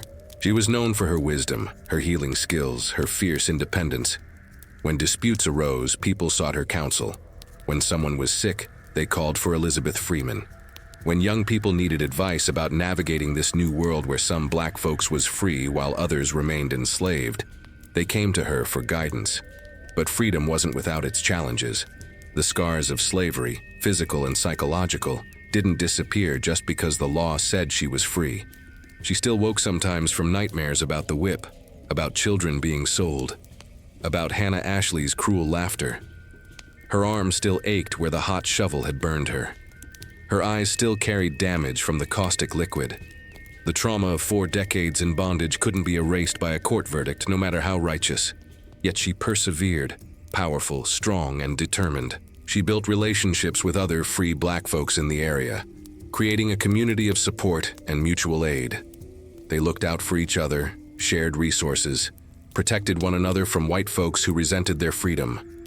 They celebrated together when another enslaved person won their freedom, mourned together when someone was kidnapped and sold south despite the law. Elizabeth Freeman became a symbol, not just of legal victory, but of the possibilities of freedom, of what black folks could accomplish when given the chance, of the resilience of the human spirit in the face of unimaginable cruelty. She'd been born in chains, but she'd broken them. She'd been told she was property, but she'd proven she was a person. She'd been denied her rights, but she'd fought for them and won. And in winning, she'd changed not just her own life, but the trajectory of an entire state. The legal landscape of a young nation still figuring out whether its words about liberty and equality was just pretty rhetoric or actual principles it would uphold. The old ones say that freedom is sweeter when you've had to fight for it, when you've tasted bondage and then broken free through your own courage and determination. Elizabeth Freeman knew that sweetness, savored it every day of her free life, and never took it for granted for even a moment. Now you see, people, victory in one courtroom is just a stone thrown into still water. The ripples spread outward, touching shores you never imagined, changing landscapes far beyond where the stone first landed. Elizabeth Freeman's triumph in 1781 sent waves through Massachusetts and beyond, waves that would drown the institution of slavery in the Bay State and inspire resistance throughout the young nation. The Quock Walker case came to trial in 1783, and every legal scholar in Massachusetts knew it built on the foundation Elizabeth had laid. Walker, another enslaved man, sued for his freedom using the exact same constitutional argument that had freed Elizabeth and Brom. His lawyers cited Brom and Bett versus Ashley repeatedly, pointing to the precedent, to the jury's recognition that all men are born free and equal meant what it said. Elizabeth followed the case closely, attending the trial when she could, watching another brave soul stand up and demand his rights. When the verdict came down in Walker's favor, and when the Massachusetts Supreme Judicial Court upheld it with a strong statement that slavery was inconsistent with the state constitution, Elizabeth wept. Not tears of sadness this time, but tears of triumph. The wall had cracked when she pushed against it, and now it was crumbling completely. Chief Justice William Cushing's opinion in the Walker case echoed arguments Sedgwick had made in Elizabeth's trial. As to the doctrine of slavery and the right of Christians to hold Africans in perpetual servitude, this sentiment is not consonant to the principles of our own conduct and constitution. The idea of slavery is inconsistent with our own conduct and constitution, and there can be no such thing as perpetual servitude of a rational creature. Rational creature, human being, person with rights. These was concepts Elizabeth had been asserting her whole life, and now the highest court in Massachusetts was confirming them. She was right. She'd always been right. The law, properly understood, had always been on her side. Word spread through the black community like fire through dry grass. Slavery was over in Massachusetts, not gradually, not through some distant legislative process, but now, immediately, because the court said it violated the Constitution. Enslaved people throughout the state began asserting their freedom, walking away from masters who couldn't legally hold them anymore. Some former slaveholders tried to resist, but the law was clear. The game was over. Elizabeth's home became a gathering place for newly freed folks who needed guidance navigating this strange new world of freedom. They came seeking advice about finding work, about dealing with former masters who owed them wages, about reuniting with family members sold to other states. She welcomed them all, shared what she'd learned, connected them with resources and allies. "You got to understand," she told them, speaking with the authority of someone who'd fought the battle and won. "Freedom ain't just about not being owned. It's about building a life, making choices, standing up for yourself. The law says you free now, but you got to claim that freedom every day. Don't bow your head to nobody. Don't accept less than what you deserve. You human beings, same as any white person, and don't let nobody tell you different. Some of the newly freed stayed in Massachusetts, building lives as farmers, craftspeople, laborers, still doing hard work, still facing discrimination, but doing it as free people who could negotiate wages, who could leave bad situations, who had legal protections they'd never had before. Others headed further north to Vermont or New Hampshire, or south to try to find family members still enslaved in other states. The ripples of Elizabeth's victory reached beyond Massachusetts' borders. Enslaved people in Connecticut, Rhode Island, New York heard about what happened and began filing their own freedom suits. Lawyers cited Massachusetts' cases as persuasive authority. Abolitionists pointed to Massachusetts as proof that slavery could be ended through legal means. The example was powerful. Here was a state that had eliminated slavery not through violent uprising or legislative compromise, but through the courts recognizing what should have been obvious from the beginning, that human beings had rights that couldn't be violated. But the South heard about it too, and slaveholders there responded with fear and fury. They passed laws making it harder for enslaved people to sue for freedom, restricted black testimony in courts even more severely, tightened the chains of bondage in response to the threat they saw spreading from the North. Elizabeth's victory was a double-edged sword. It freed thousands in Massachusetts while making things harder for millions still enslaved elsewhere. News of the Massachusetts cases reached plantation owners throughout Virginia, the Carolinas, Georgia. They read about Elizabeth Freeman with a mixture of contempt and terror. A slave woman had taken her master to court and won, had used the Constitution as a weapon against slavery, had established legal precedent that threatened the entire system. It was their worst nightmare come to life. Some tried to prevent their enslaved people from even hearing about Massachusetts. They confiscated newspapers, punished anyone caught discussing freedom suits, reminded their human property that the law in slave states was different, that Massachusetts' decisions meant nothing south of the Mason-Dixon line. But you can't silence hope once it's been awakened. In slave quarters throughout the South, folks whispered about the woman named Freeman, who'd stood up in court and won her liberty. Elizabeth received letters sometimes, smuggled north by sympathetic whites or free black folks traveling between states. Letters from enslaved people she'd never met, thanking her for showing them what was possible, asking for advice, sharing their own dreams of freedom. She couldn't respond to most of them. It was too dangerous, might get the writers punished or killed if their masters found out. But she kept the letters, read them when she was feeling discouraged, drew strength from knowing her fight had meant something beyond her own liberation. In Sheffield, her relationship with the Sedgwick family deepened over the years. She wasn't just an employee. She became an integral part of the household, a trusted advisor, almost a family member. Young Theodore Sedgwick Jr. grew up calling her Mum Bett with affection and respect, learning from her lessons about justice and humanity that would shape his own career as a lawyer and abolitionist. Catherine Sedgwick, Theodore's daughter who would become a famous novelist, was raised partly by Elizabeth and later wrote about her with deep admiration. She described Elizabeth as having nothing of the African in her features, but then caught herself recognizing the racism in that supposed compliment, and instead praised Elizabeth's intelligence, spirit, and dignity that transcended any racial categories white people tried to impose. Elizabeth also became involved in the early abolitionist movement that was forming in Massachusetts. She attended meetings where free black folks and sympathetic whites discussed strategies for ending slavery nationwide. She shared her story at gatherings, her testimony moving audiences to tears and action. Frederick Douglass hadn't been born yet. Sojourner Truth was still enslaved in New York. But Elizabeth Freeman was there, one of the early voices testifying to the evil of slavery and the possibility of resistance. She helped establish networks that would later become part of the Underground Railroad, hiding fugitive slaves who was escaping from other states, providing them with food and shelter and guidance on their journey north to Canada.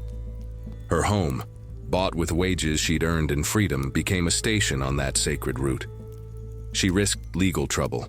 Fugitive slave laws meant she could be prosecuted for harboring runaways, but she didn't care. Freedom was for everyone, not just those lucky enough to live in Massachusetts. Colonel Ashley watched all this from his declining estate, bitter and broken. The woman he'd owned had not only beaten him in court, but had become a prominent figure in the community, respected and admired while he was increasingly seen as a relic of a shameful past. His wife Hannah died in 1784. Some said from a wasting illness. Others whispered from shame and guilt, eating her from inside. Ashley himself became increasingly isolated, his former friends avoiding him, his name associated with cruelty and injustice. Elizabeth never gloated over Ashley's downfall, never took pleasure in his suffering. She'd won what she needed to win: her freedom, her dignity, her rights. Revenge wasn't necessary when justice had been served. The old ones taught that the universe has its own way of balancing scales, and she trusted that. But she did visit Ashley's grave once after he died in 1802, standing over the stone marker and speaking words meant for his spirit to hear. "You tried to break me. You failed. You tried to keep me in chains. The law said otherwise. You tried to blind me to freedom. But I saw it anyway, claimed it, and lived it. Rest if you can, Colonel, but know that your name will always be tied to mine, and history will remember that you lost, and I won." The Massachusetts example influenced other northern states gradually. Vermont had already abolished slavery in its 1777 Constitution. Pennsylvania passed a gradual abolition law in 1780. Other states followed slowly, each using different mechanisms, but all moving toward the recognition that slavery was incompatible with the principles of the new republic. Elizabeth lived to see some of this progress, though not all of it. She watched as more black folks gained freedom, as communities of free black people grew stronger, as the abolitionist movement gained momentum. She knew slavery still existed in most of the country, knew the fight was far from over, but she also knew she'd struck a significant blow, had proven that resistance was possible, that the law could be used as a weapon for justice rather than just a tool of oppression. In her later years, she became a kind of living legend. People pointed her out in Sheffield. That's Elizabeth Freeman, the woman who sued for her freedom and won. Young people, black and white, sought her out to hear her story firsthand, to learn from someone who'd fought slavery and beaten it. She told them the truth, that freedom required courage, that justice demanded sacrifice, that changing the world meant standing up even when you was scared, even when the odds seemed impossible, even when failure meant punishment or death. She told them that her victory wasn't just about her. It was about every enslaved person who'd ever resisted, every ancestor who'd refused to let their spirit be broken, every future generation that deserved to be born into freedom rather than bondage. The ripples kept spreading wider and wider, touching shores Elizabeth would never see. Her case was cited in freedom suits for decades after. Lawyers studying constitutional law read about Brom and Bett vs. Ashley. Abolitionists pointed to her example. Historians recognized her role in dismantling slavery in Massachusetts. And in slave quarters throughout the South, even decades later, folks still whispered about the woman named Freeman, who'd stood in a courtroom and demanded her rights, who'd proven that black people was human beings deserving of liberty, who'd used the master's own words against him and won. The story gave hope to people who desperately needed it, showed them that resistance was possible, that freedom could be claimed, that the future didn't have to be the same as the past. Now listen here, child, because the years that followed was years of living proof that freedom wasn't just a word on paper, wasn't just a courtroom victory, but a daily practice of choosing yourself, of building something from nothing, of showing the world what a formerly enslaved woman could accomplish when given the chance. Elizabeth Freeman's middle and later years was a testament to resilience, to the power of the human spirit, to not just survive but to thrive even after enduring unimaginable suffering. The decades rolled by, and Elizabeth built a life that was entirely her own. Her small house on the outskirts of Sheffield became more than just a dwelling. It was a symbol, a landmark, a place where freedom lived and breathed. She kept a garden where she grew vegetables and herbs, the same healing plants Aunt Sarah had taught her about in the slave quarters, plus new ones she learned from Native American healers and other root doctors. Her hands, scarred from years of forced labor, now tended plants that would heal rather than serve masters. She became one of the most sought-after midwives in Berkshire County. When women was in labor, white and black alike, they called for Elizabeth Freeman. She'd arrive with her bag of herbs and her steady presence, her voice calm and reassuring as she guided new life into the world. She delivered hundreds of babies over the years, her skilled hands catching infants who would grow up in a Massachusetts where slavery was illegal, in part because of what she'd done. "Breathe now, child," she'd say to laboring mothers, her voice carrying the wisdom of someone who'd seen suffering but also witnessed miracles. "This pain brings life. Hold on to that. Your baby's coming into a better world than the one I was born into. That's worth every bit of this struggle." The babies she delivered carried her touch into the future. Some of them would grow up to be abolitionists. Others would tell their children about the legendary Elizabeth Freeman who'd brought them into the world. Her influence rippled through generations in ways she couldn't even track, each life she touched becoming part of her legacy. She also became known as a fierce defender of legal rights for freed black folks. When former slaves was cheated by employers, when they was harassed by whites who resented their freedom, when legal disputes arose about property or wages or contracts, Elizabeth was there. She couldn't read or write herself. That had been denied to her. But she understood the law better than most lawyers, could cite her own case from memory, knew exactly what rights free black people had under Massachusetts law. "Don't you bow your head to nobody," she'd tell young black folks facing discrimination. "The law says you free and equal. If someone treats you less than, you stand up. You remind them what the Constitution says. You make them respect your rights, because if you don't claim them, others gonna try to take them away." She helped several black folks file lawsuits over the years. Disputes about wages owed, about property rights, about contracts broken. She'd march them to lawyers' offices, sit through meetings, make sure they understood what was happening, ensure they wasn't being taken advantage of. Her presence alone often convinced white folks to settle fairly, rather than face someone who'd already beaten the system once in spectacular fashion. Her relationship with the Sedgwick family remained strong throughout her life. She continued working for them, but the nature of the work evolved. She became more advisor than employee, more family member than servant.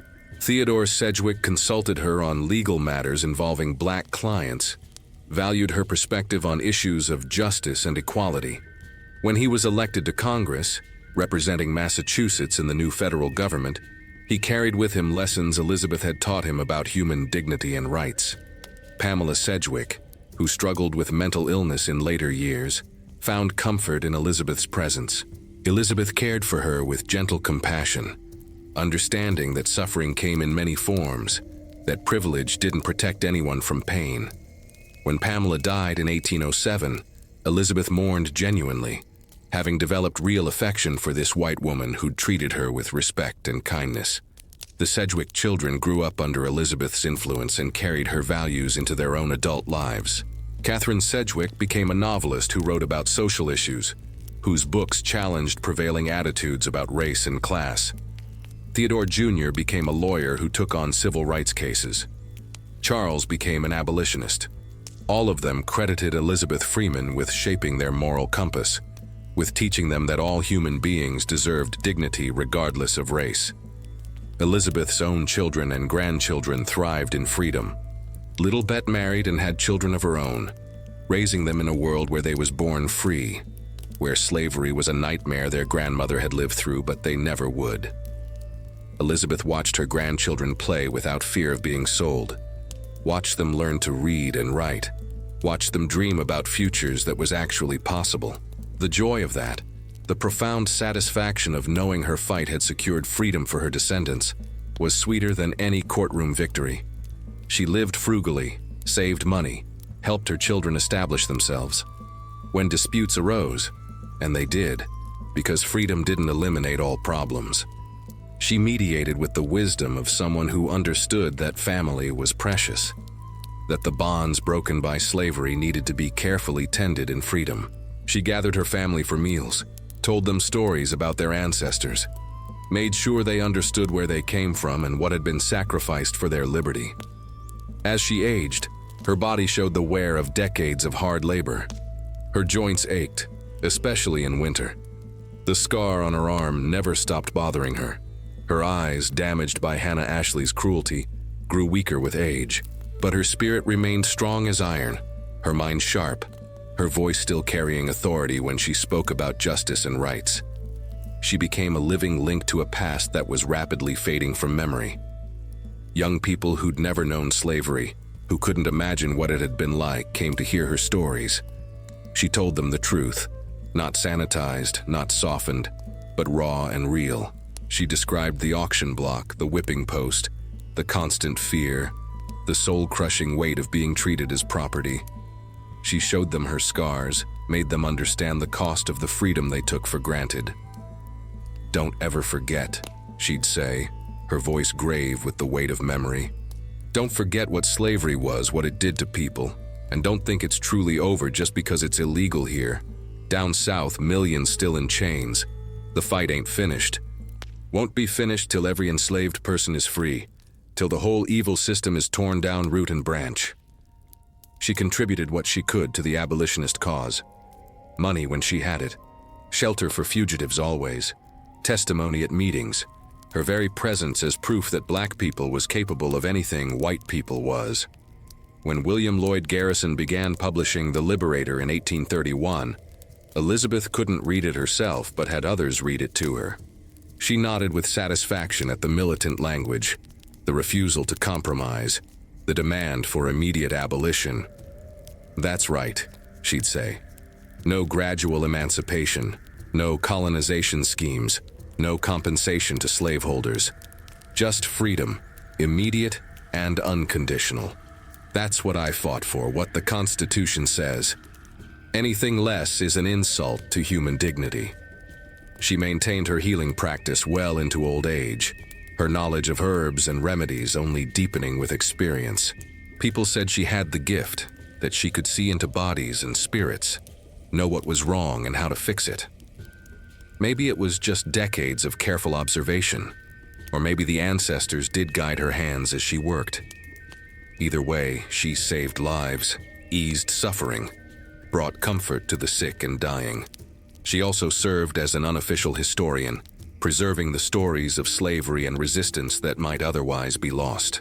She told young people about the secret prayer meetings in the woods, about the coded spirituals, about small acts of sabotage and defiance, about the 1,000 ways enslaved people resisted their bondage.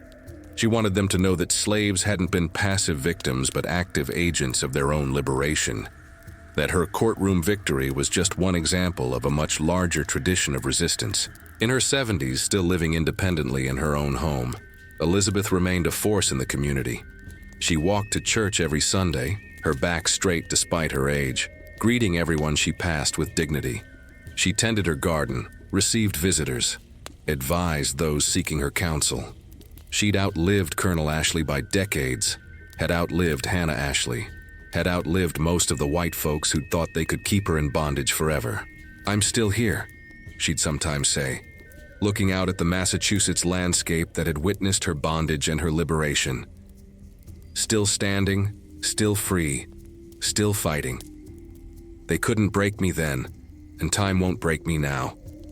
I'll keep going till the ancestors call me home, and even then my story will keep living, keep inspiring, keep reminding folks what freedom costs and why it's worth any price. The old ones say that true freedom isn't just about chains being removed, but about building a life of meaning and purpose on the other side of bondage. Elizabeth Freeman did exactly that, turning her liberation into a platform for helping others, her victory into a foundation for continued resistance, her pain into a source of wisdom and healing for those around her. Listen here, child, 'cause now we come to the part where a single life touches infinity, where one woman's courage becomes a bridge between past suffering and future liberation. Elizabeth Freeman's final years was marked by a growing awareness that her story belonged not just to her, but to history itself, to every person who would ever fight for freedom, to generations not yet born who would draw strength from knowing what she'd accomplished. By the 1820s, Elizabeth was in her 80s, an age few people reached in them days, especially not people who'd endured the brutality of slavery. But she persevered, powerful, strong to the end. Her mind still sharp even as her body showed the accumulated wear of a long, hard life. She'd become something of a legend in Massachusetts. People traveled from Boston and beyond just to meet the woman who'd sued for her freedom and won, who'd helped end slavery in the state, who embodied the possibility of black resistance and triumph. Young abolitionists sought her out, hungry for her testimony, wanting to hear firsthand what slavery had been like, what freedom meant to someone who'd claimed it against all odds. She received them in her small house, offered them tea brewed from herbs she'd grown herself, and told them stories that made them weep and rage and recommit themselves to the fight against slavery. One such visitor was a young man who would later become prominent in the movement, though Elizabeth wouldn't live to see it. He sat in her modest parlor, notebook in hand, scribbling down her words with the urgency of someone who understood he was witnessing living history. "Tell me," he asked, "what would you say to the enslaved people still in bondage, still suffering in the South?" Elizabeth was quiet for a long moment, staring into the fire that crackled in her hearth. When she spoke, her voice carried the weight of decades, of experience, of wisdom earned through suffering. "I'd tell them that freedom is your birthright, not something to be granted by masters or governments or anyone else. It's yours by nature, by God, by the very fact of your humanity. And I'd tell them to resist in whatever ways they can. Sometimes that's running, sometimes it's fighting. Sometimes it's standing in a courtroom and demanding your rights. But never, ever accept bondage as your permanent condition. Never let them convince you that you deserve to be enslaved. You are human beings, same as any white person, and don't let nobody tell you different." She paused, eyes distant with memory. "And I'd tell them that change is coming, even if it's slower than we'd like. Every person who resists, every lawsuit filed, every slave who escapes, every white person who joins the abolitionist cause, it all adds up. My case helped free thousands here in Massachusetts. Others will file suits in other states. The movement is growing. It might not come in their lifetime, might not come in mine. Lord knows I wish I could live to see every chain broken. But it's coming. Freedom is inevitable, 'cause slavery violates every principle this nation claims to hold dear." The visitor wrote feverishly, capturing her words. These testimonies from elderly, formerly enslaved people was becoming crucial to the abolitionist movement, providing first-hand accounts of slavery's horrors, proving that black people was articulate, intelligent, fully human, despite what pro-slavery forces claimed. Elizabeth also spoke about the future of black folks in America, offering predictions that showed her remarkable foresight. "Freedom ain't the end, it's just the beginning," she told another visitor. "Once we all free, we still got to fight for equality, for respect, for the same opportunities white folks take for granted. They gonna try to keep us down in other ways, bad schools, denied jobs, segregation, violence. But we'll keep fighting, generation after generation, till true equality is achieved." Her connection to the Sedgwick family remained strong to the very end. Theodore Sedgwick had died in 1813, but his children still visited Elizabeth regularly, still sought her counsel, still treated her with the deep respect and affection she deserved.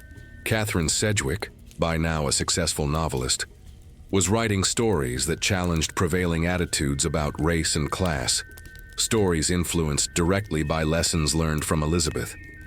In one of their conversations, Catherine asked Elizabeth about forgiveness, whether she'd forgiven Colonel Ashley, Hannah Ashley, all those who'd participated in her enslavement. Elizabeth considered the question carefully. "Forgiveness is complicated," she said finally. "I don't carry hate in my heart. That would poison me, not them. But I don't forget neither. What they done to me, to my people, can't be excused or ignored. I forgive in the sense that I don't wish them eternal damnation. Don't spend my days plotted revenge. But I also believe in accountability, in justice, in making sure the truth about slavery is told and remembered. Maybe that's forgiveness and memory existing together, holding space for both. She spoke too about the importance of education, lamenting that she'd never been allowed to learn to read and write, encouraging every young black person she met to pursue education with fierce determination. Knowledge is power, she'd say, echoing words that Frederick Douglass would later make famous.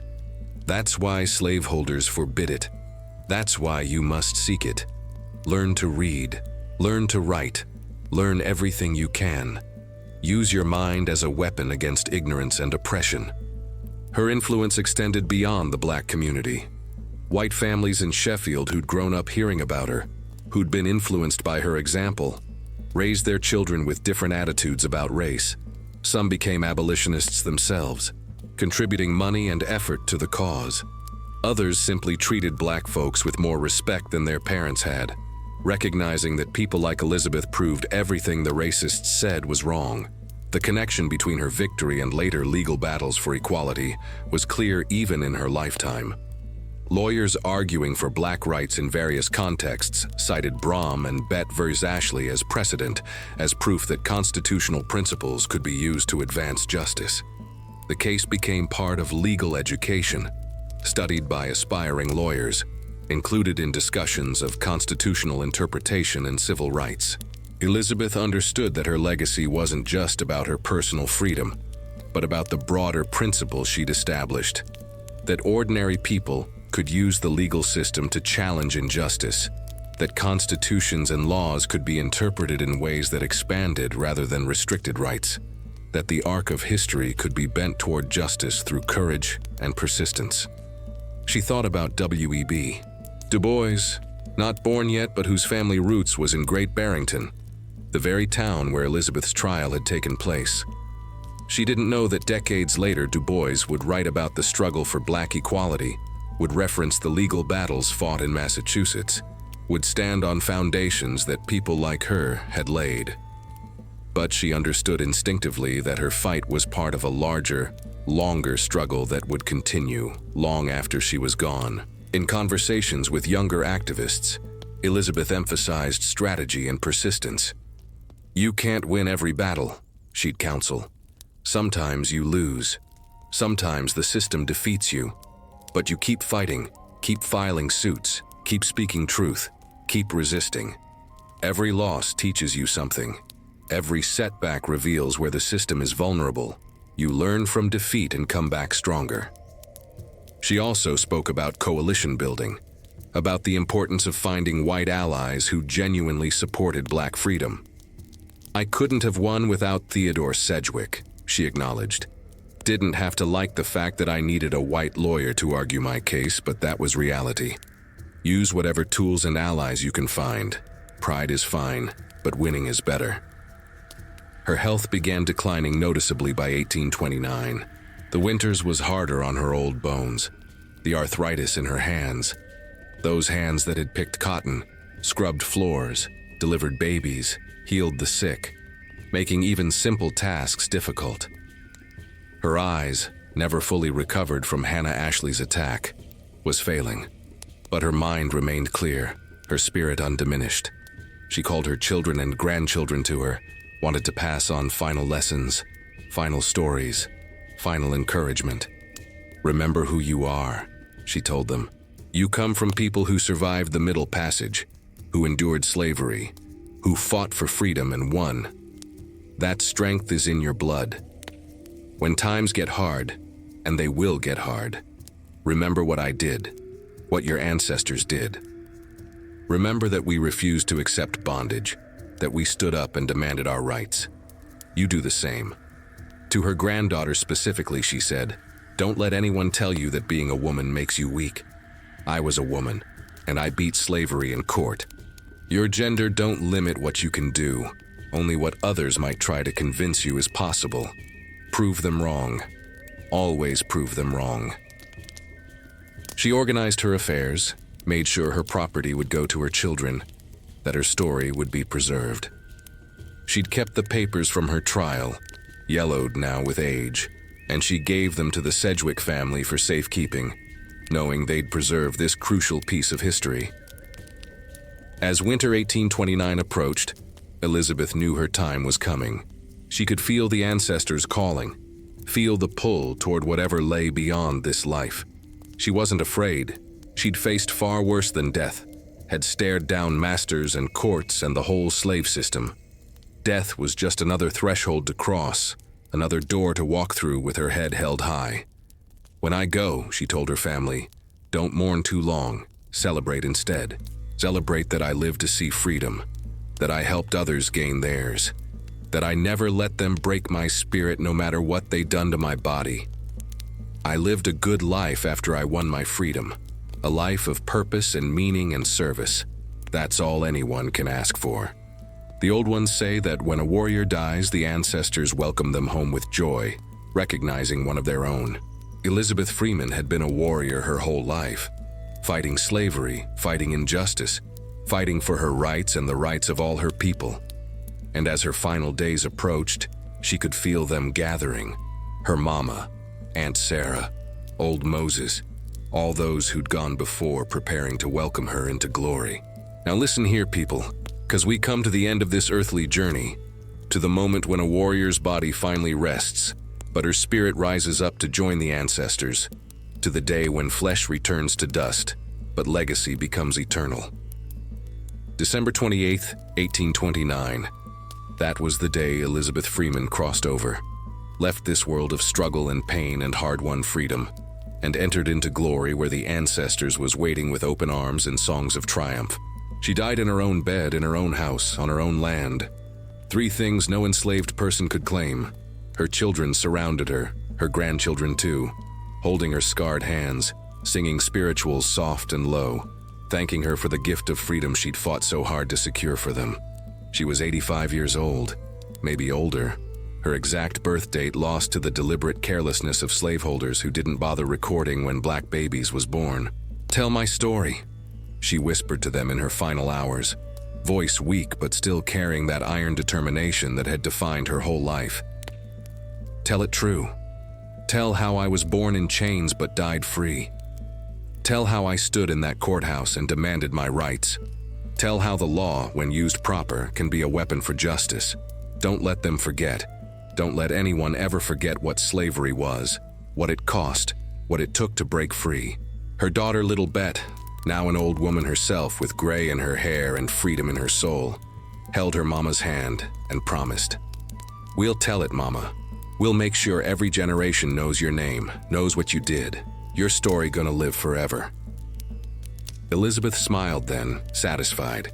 She'd done what she set out to do. She'd claimed her freedom, helped others claim theirs, lived a life of purpose and meaning on the other side of bondage. She'd beaten the system that tried to break her, outlived the masters who thought they owned her, proven that black folks was just as human, just as worthy, just as capable as anyone else. As she took her final breaths, the room filled with presence, not just her living family, but spirits too. The old ones say that when a righteous soul passes, the ancestors gather to escort them home. Elizabeth felt her mama there, young and whole like she'd been in Africa before the slavers came. She felt Aunt Sarah, the conjure woman who'd taught her about roots and healing. She felt old Moses and Brahm and countless others who'd suffered alongside her, who'd whispered encouragement in the quarters, who'd prayed for her victory in court. "Come on home, daughter," they called. "Your work here is done, rest now, let others carry the fight forward." And so she went, peaceful and unafraid, crossing that final river into whatever lay beyond, leaving behind a body worn out by 85 years of living, but a legacy that would outlast stone and steel. The Sedgwick family, true to their deep respect and affection for Elizabeth, arranged for her to be buried in their family plot in Stockbridge Cemetery. An extraordinary honor for a black woman in them times. They wanted her remembered, wanted her story preserved, wanted future generations to know that this remarkable person had lived and fought and won. Her gravestone was simple but powerful. the epitaph chosen carefully to capture the essence of who she'd been. Elizabeth Freeman, known by the name of Bett, died December 28, 1829. Her supposed age was 85 years. She was born a slave and remained a slave for nearly 30 years. She could neither read nor write, yet in her own sphere she had no superior or equal. She neither wasted time nor property. She never violated a trust, nor failed to perform a duty. In every situation of domestic trial, she was the most efficient helper and the tenderest friend. Good mother, farewell. Them words on stone told truth. Not the sanitized version white folks sometimes preferred, but the real truth. She'd been enslaved. She'd been denied education, but she'd been superior to most in character, in strength, in wisdom, in all the things that truly mattered. The grave itself became a testimony, a witness to her life and struggle. But here's the beautiful, terrible irony that history holds up like a mirror to injustice. Colonel John Ashley, who'd owned Elizabeth, who'd benefited from her stolen labor, who'd tried to keep her in bondage. His name is remembered primarily because she sued him. Without Elizabeth Freeman's courage, John Ashley would be forgotten, just another slaveholder lost to time. But because she stood up to him, because she beat him in court, his name lives on, not as hero, but as the man who lost to a woman who was born into slavery and died in freedom. Hannah Ashley, who'd burned Elizabeth with that hot shovel, who'd tried to blind her with caustic liquid. Her cruelty is remembered too, preserved in testimony and story as a warning about what slavery made of people, even supposedly Christian white women. She wanted to break Elizabeth, wanted to destroy her. Instead, she became forever linked to the woman she couldn't break, remembered for her evil while Elizabeth is remembered for her triumph. The legal warriors Elizabeth pioneered, the lawyers and activists who followed in her footsteps, became a force that slavery couldn't withstand. Her case influenced generations of legal minds, showed that courts could be battlegrounds for justice, that constitutional language could be weaponized against oppression. From her victory flowed a river of resistance, more freedom suits, abolitionist arguments, civil rights cases that would stretch into the 20th century and beyond. Frederick Douglass, born into slavery the year Elizabeth died, would escape and become the voice of abolition, using arguments that echoed what Elizabeth had proven in court, that black folks was human, that bondage violated natural law, that freedom was a birthright, not a privilege. Sojourner Truth would stand before crowds and ask, "Ain't I a woman?" demanding recognition of her humanity, just as Elizabeth had demanded recognition of hers. Harriet Tubman would lead hundreds to freedom on the Underground Railroad, building on networks people like Elizabeth had helped establish. All of them, whether they knew her name or not, was walking paths Elizabeth had helped clear, fighting battles she'd helped make winnable, claiming freedoms she'd proven was rightfully theirs under the law. And in slave quarters throughout the South, even decades after Elizabeth's death, the story still circulated, whispered in hush harbors, sung in coded spirituals, passed from old ones to young ones who needed hope. There was a woman named Freeman, they'd say, who stood in a white man's court and won her freedom. If she could do it, maybe we can too. Maybe someday, somehow, we all gonna be free. The old ones say that death ain't the end for those who live with purpose, who fight for justice, who leave the world better than they found it. Elizabeth Freeman's body returned to dust in that Stockbridge cemetery. But her spirit, Lord have mercy, her spirit, that spirit marches on through every person who refuses to accept injustice, who stands up for their rights, who demands that the law recognize their full humanity. She was born property and died free. She was born nameless and died legendary. She was born with chains and died having broken them not just for herself, but for thousands. That's a life well lived, a battle well fought, a victory that echoes through eternity. So when you think about freedom, when you wonder if one person can make a difference, when you doubt that resistance is possible, remember Elizabeth Freeman. Remember the woman who looked at a constitution that said, "All men are born free and equal," and said, "That means me." Remember the woman who stood in a courtroom with her scarred arm and damaged eyes and demanded justice. Remember the woman who won. And know this truth that can't be erased by time or buried by silence. Those who tried to blind Elizabeth Freeman ended up blind themselves, lost in the dusty footnotes of history, while she stands illuminated, a light that guides those still fighting for freedom, still demanding justice, still refusing to accept bondage in any form.